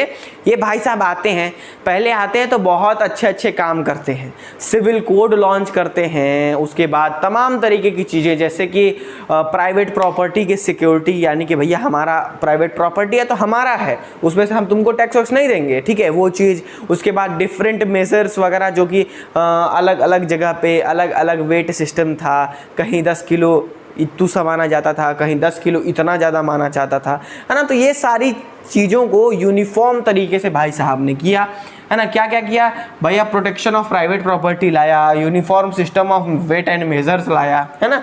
कि भैया अगर 1 लीटर चीज़ यहाँ पर इतनी सी है, अगर 1 गिलास में 1 लीटर यहाँ आ रहा है तो वो पूरे जगह पे 1 लीटर एक ही गिलास में आना चाहिए। ये नहीं कि पता चला 10 बाल्टी को तुम 1 लीटर कह रहे हो और इधर 1 चम्मच को तुम 1 लीटर कह रहे हो, ये सब नहीं हुआ, यूनिफॉर्म चीज़ें होंगी। अब आप कहीं भी चले जाइए, पूरे इंडिया में आप कहीं भी चले जाइए तो 1 किलो का मतलब तो 1 किलो ही ना होगा भाई वजन। ऐसा थोड़ी ना कि अगर 1 किलो में 10 आलू उत्तर प्रदेश में आ रहा होगा तो 1 किलो में 2 आलू वहाँ, ऐसा तो नहीं है, यूनिफॉर्म चीज़ है, ठीक है। तो ये सब मेजर भाई साहब ने इंट्रोड्यूस करा तो पब्लिक बड़ी खुश हुई कि अरे अभी देखो नेता आया है नेपोलियन, यार कितनी अच्छी अच्छी चीज़ें कर रहा है ना। तो इसको सब मॉडर्नाइजर कहते थे यूरोप का, कि यूरोप को एकदम मॉडर्नाइज कर देगा, बहुत अच्छा है, पूरा यूरोप बदल के रख देगा, सब लोग समझता था। अब इनकी हॉबी क्या थी कि ये दूसरों की जगह जाते थे, जंग लड़ते थे और दूसरों का जगह कब्जा करते थे।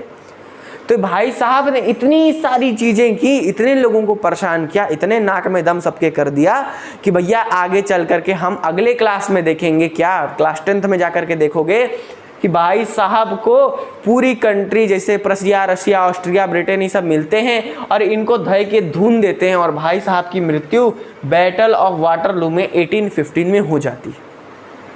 देखो तुम्हारा फ्रेंच रेवोल्यूशन की जो पूरी कहानी है, जो पूरे यूरोप में आपका फ्रेंच रेवोल्यूशन स्टार्ट हुआ है, वो कुछ इसी तरीके से हुआ था कि फ्रांस से स्टार्टिंग सारी हुई। हम देखते आए कि फ्रांस में धीरे धीरे भैया लुई 16 को मारा गया, फिर उसके बाद नेशनल असेंबली बनी, नेशनल असेंबली के बाद धीरे धीरे जैकबिन क्लब आया, जैकबिन क्लब के बाद ये सब डायरेक्टरी आया 5 मेंबर का, उसके बाद पॉलिटिकल इंस्टेबिलिटी हुआ तो नेपोलियन ने कमान संभाल लिया। तो ये सब एक पिक्चर का पार्ट 1 चल रहा था जो आपको क्लास 9th में बताया जा रहा था।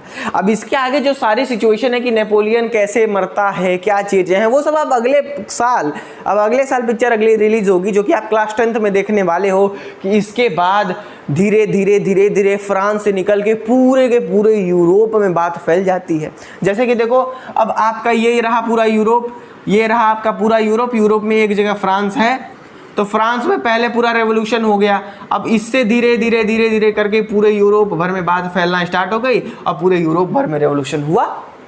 कुछ इसी तरीके से नेपोलियन भाई साहब के बारे में हम ज़्यादातर चीज़ें अगले क्लास में देखेंगे कि क्लास 10th में कि नेपोलियन भाई साहब गए, लड़ाई मार किए, सिविल कोड निकाले, ठीक है, तो तमाम तरीके की चीज़ें जो है, ठीक है। तो नेपोलियन हम समझ गए कि फ़ायदा उठाते हैं। 1804 में ये अपने आप को एम्परर घोषित कर देते हैं, ये बहुत सारी यूरोपियन कंट्रीज़ को कब्जा करते हैं और इनको लोग मॉडर्नाइजर सोचते थे कि भैया मॉडर्नाइज कर देगा ये बंदा, बहुत अच्छा है।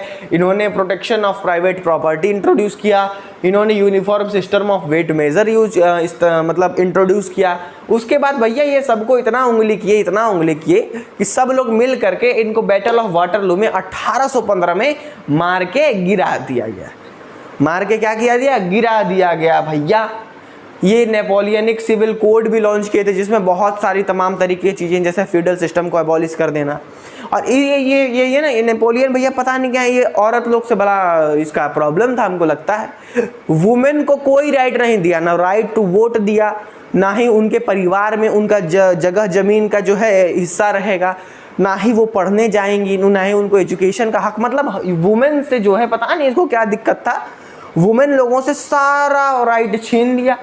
जो भी किया वुमेन लोगों से सारा राइट छीन लिया, पता नहीं इसको क्या प्रॉब्लम था।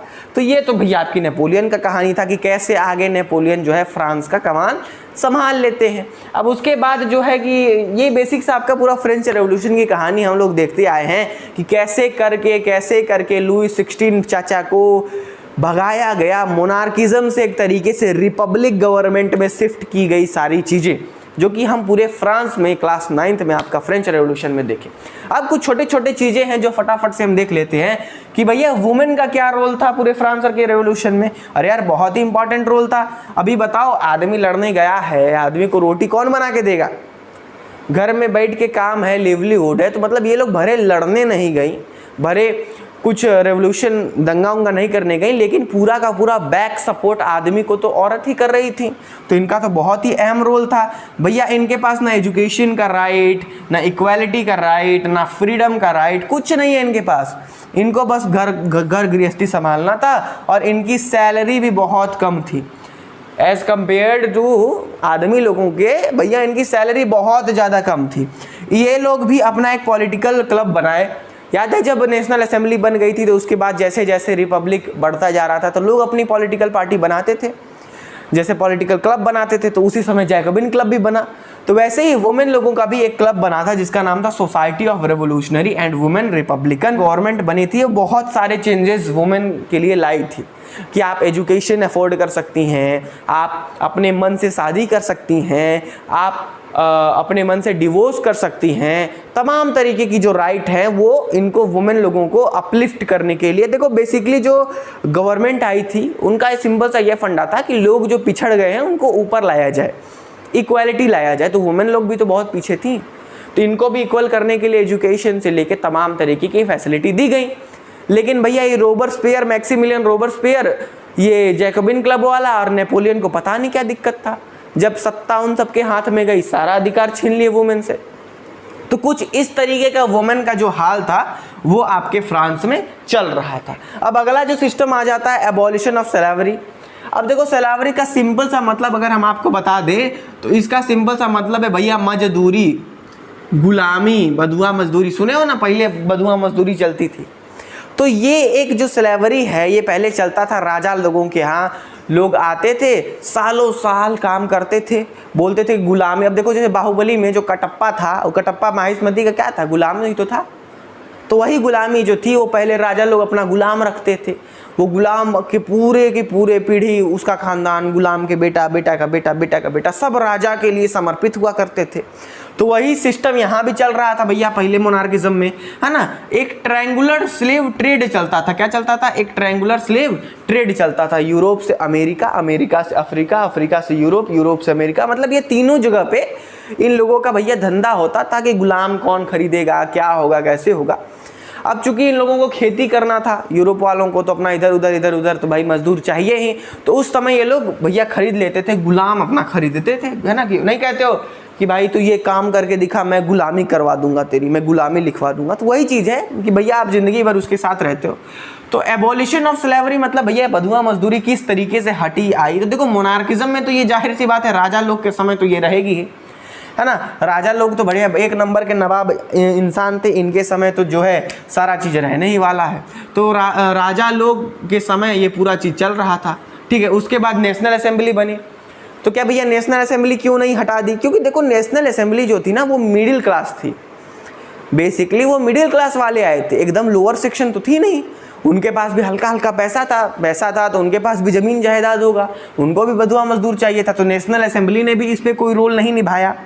उसके बाद जो कन्वेंशन जो आई, कन्वेंशन असेंबली जो आई, अब बता दो फटाफट से किसकी थी कन्वेंशन असेंबली? किसकी थी भैया? जैकोबिन वालों की, जैकोबिन के समय की थी।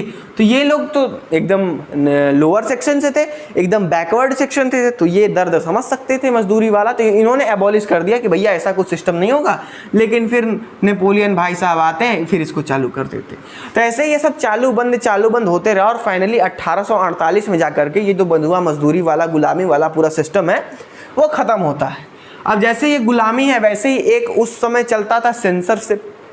सेंसरशिप का सिंपल सा ये मतलब है कि आप बिना राजा के, बिना सरकार से पूछे हुए उसके खिलाफ आप कुछ भी छाप नहीं सकते हैं। जैसे आज के समय में कह लो कि कोई भी जा रहा है तो न्यूज़ वाले कहेंगे कि ये देखिए। अब जैसे कोई नेता होता है, अपना भैया रुमाल निकाला, छींक छाँक दिया, अच्छी कर दिया, तो न्यूज़ वाले कैसे दिखाएंगे? ये देखिए राजा जी ने आज, ये देखिए इन्होंने आज पॉकेट में से हैंकी निकाला और ऐसे छींक दिया। क्या आपको लगता है कि ये देश चला पाएंगे? तमाम तरीके की चीज़ें, सब नौटंकी उन लोग का चालू हो जाता है। तो कुछ इसी तरीके से पहले ये लोग ऐसा करते हैं ना, तो इन लोग का हाथ गोड़ काट के गड्ढा में फेंकवा देता राजा, इन लोगों का सारा नौटंकी बुलाया जाता। तो इसीलिए पहले सेंसरशिप चलता था कि बिना राजा के, बिना सरकार के आदेश के आप उसके खिलाफ कुछ छापो नहीं सकते हैं। तो धीरे धीरे करके भैया इसका भी एबॉलिशन का बात हुआ कि अगर ये एबॉलिश हो जाएगा, ये चीज़ खत्म हो जाएगी तो लोग अपना भाव व्यक्त करने लगेंगे ना, फ्रीडम हो जाएगा भैया, फ्रीडम टू एक्सप्रेस हो जाएगा, स्पीच वाला सिस्टम हो जाएगा, लोग अपनी भावनाएं रख सकेंगे। जैसे आज के समय में अगर मोदी जी कुछ गलत कर दें तो 36 ठो लोग एकदम खड़ा हो जाते हैं कि अरे ये गलत कर दिया, ये गलत कर दिया, गलत कर दिया। ये सब क्या है? फ्रीडम ऑफ स्पीच ही तो है। अब यही अगर पहले का जमाना रहता, अगर तुम खिलाफ में कुछ बोलते तो हाथ गोड़ कटवा के फेंकवा देता राजा। तो भैया यही सारी कहानी थी आपकी पूरे के पूरे फ्रेंच रेवोल्यूशन की, ठीक है। यही स्लेवरी हो गया, यही सेंसरशिप हो गया, यही वुमेन का केस, और यही नेपोलियन भाई साहब जो लास्ट में आपकी चैप्टर को खत्म करते हैं एक तरीके से। और ये एक तरीके से शुरुआत आपकी अगले क्लास 10th में करेंगे। अगले साल अगले पार्ट में आप लोग समझेंगे कि कैसे यहाँ से जो पूरी स्टार्ट हुई। जैसे करते हैं ना कि भाई जंगल में आग लगा, लेकिन माचिस कहाँ जलाई गई थी? माचिस फ्रांस में जलाई गई थी। फ्रांस में माचिस जली और पूरा का पूरा यूरोप जा करके जला। और कैसे जला वो हम लोग अगले क्लास के लिए छोड़ दो भाई। अरे क्लास 9th में आए हो, अभी तो 8 में से 9th में आए हो, अभी तुम इतना ही समझ लिए, बहुत बड़ी बात है यहाँ तक आए हो तो, है ना। तो बहुत सही है। बस फ्रेंच रेवोल्यूशन आपका पूरा का पूरा फ्रेंच रेवोल्यूशन यहाँ पे खत्म होता है। अब आप अगले साल जा करके आगे की चीज़ें, आगे का इतिहास पढ़ने वाले। तो भैया आज का वीडियो पूरा का पूरा हिस्ट्री का फर्स्ट चैप्टर आपके क्लास 9th का द फ्रेंच रेवोल्यूशन, जिसको हम लोग बहुत ही इंपॉर्टेंट चैप्टर कहते थे वो खत्म हो चुका है, वो हो गया खल्लास। तो आप लोगों को पता है ये सारी चीज़ों का नोट्स आप बना करके रखेंगे, है ना। सारी चीज़ों को भैया एक सुंदर से कॉपी पेन लीजिएगा और सारी चीज़ें लिख करके एकदम मस्त हो जाइएगा, है ना। लिख करके आप मस्त हो जाएंगे तो फिर किसी चीज़ का आपको प्रॉब्लम नहीं होने वाला है, ठीक है। और कोई भी चीज़, किसी भी चीज़ का इस पूरे लेक्चर में अगर आपको डाउट हो तो आप सिंपली बेझिझक होकर के कमेंट करिए कि भैया ये चीज़ हमको नहीं समझ में आई, तो हम आपको फुल एकदम मस्त तरीके से भैया आपको रिप्लाई दे देंगे, सारी चीज़ें आपको क्लियर कर देंगे। अब अगर आपको थोड़ा सा और लगता है कि नहीं भैया जुड़ना चाहिए, पर्सनली में आके मैसेज पूछना चाहते हैं, तो आप हमारे इंस्टाग्राम पर चले जाइए, अकाउंट हमारा बना हुआ है पांडे क्लासेस 003 कर करके, वहाँ जाके आप मैसेज कर सकते हैं। और फिर उतना अगर आप कष्ट नहीं कर सकते तो यही कमेंट सेक्शन में व्हाट्सअप बना के पूछिए कि क्या पूछना है। तो भैया तुम्हारा फ्रेंच रेवोल्यूशन क्लास 9 का खत्म, बात खत्म। अब मुलाकात होगी आपसे अगले चैप्टर में, जो कि किसी भी सब्जेक्ट का हो सकता है, कोई सा भी सब्जेक्ट हो सकता है, हमें तो सब खत्म करना है, सारी चीज़ों का भैया, सारे सब्जेक्ट का सारा लेसन हम खत्म करने वाले हैं। याद रखिएगा, दम लगा करके मेहनत करनी है हमें भी और आपको भी, हमें एक दूसरे की मदद करके अपनी मंजिल की ओर बढ़ना है। तो बस आज की वीडियो में इतना ही, मुलाकात होगी आपसे अगले लेक्चर्स में, अगले सब्जेक्ट के लेक्चर्स में। तब तक के लिए पढ़िए, बाय बाय, नमस्कार।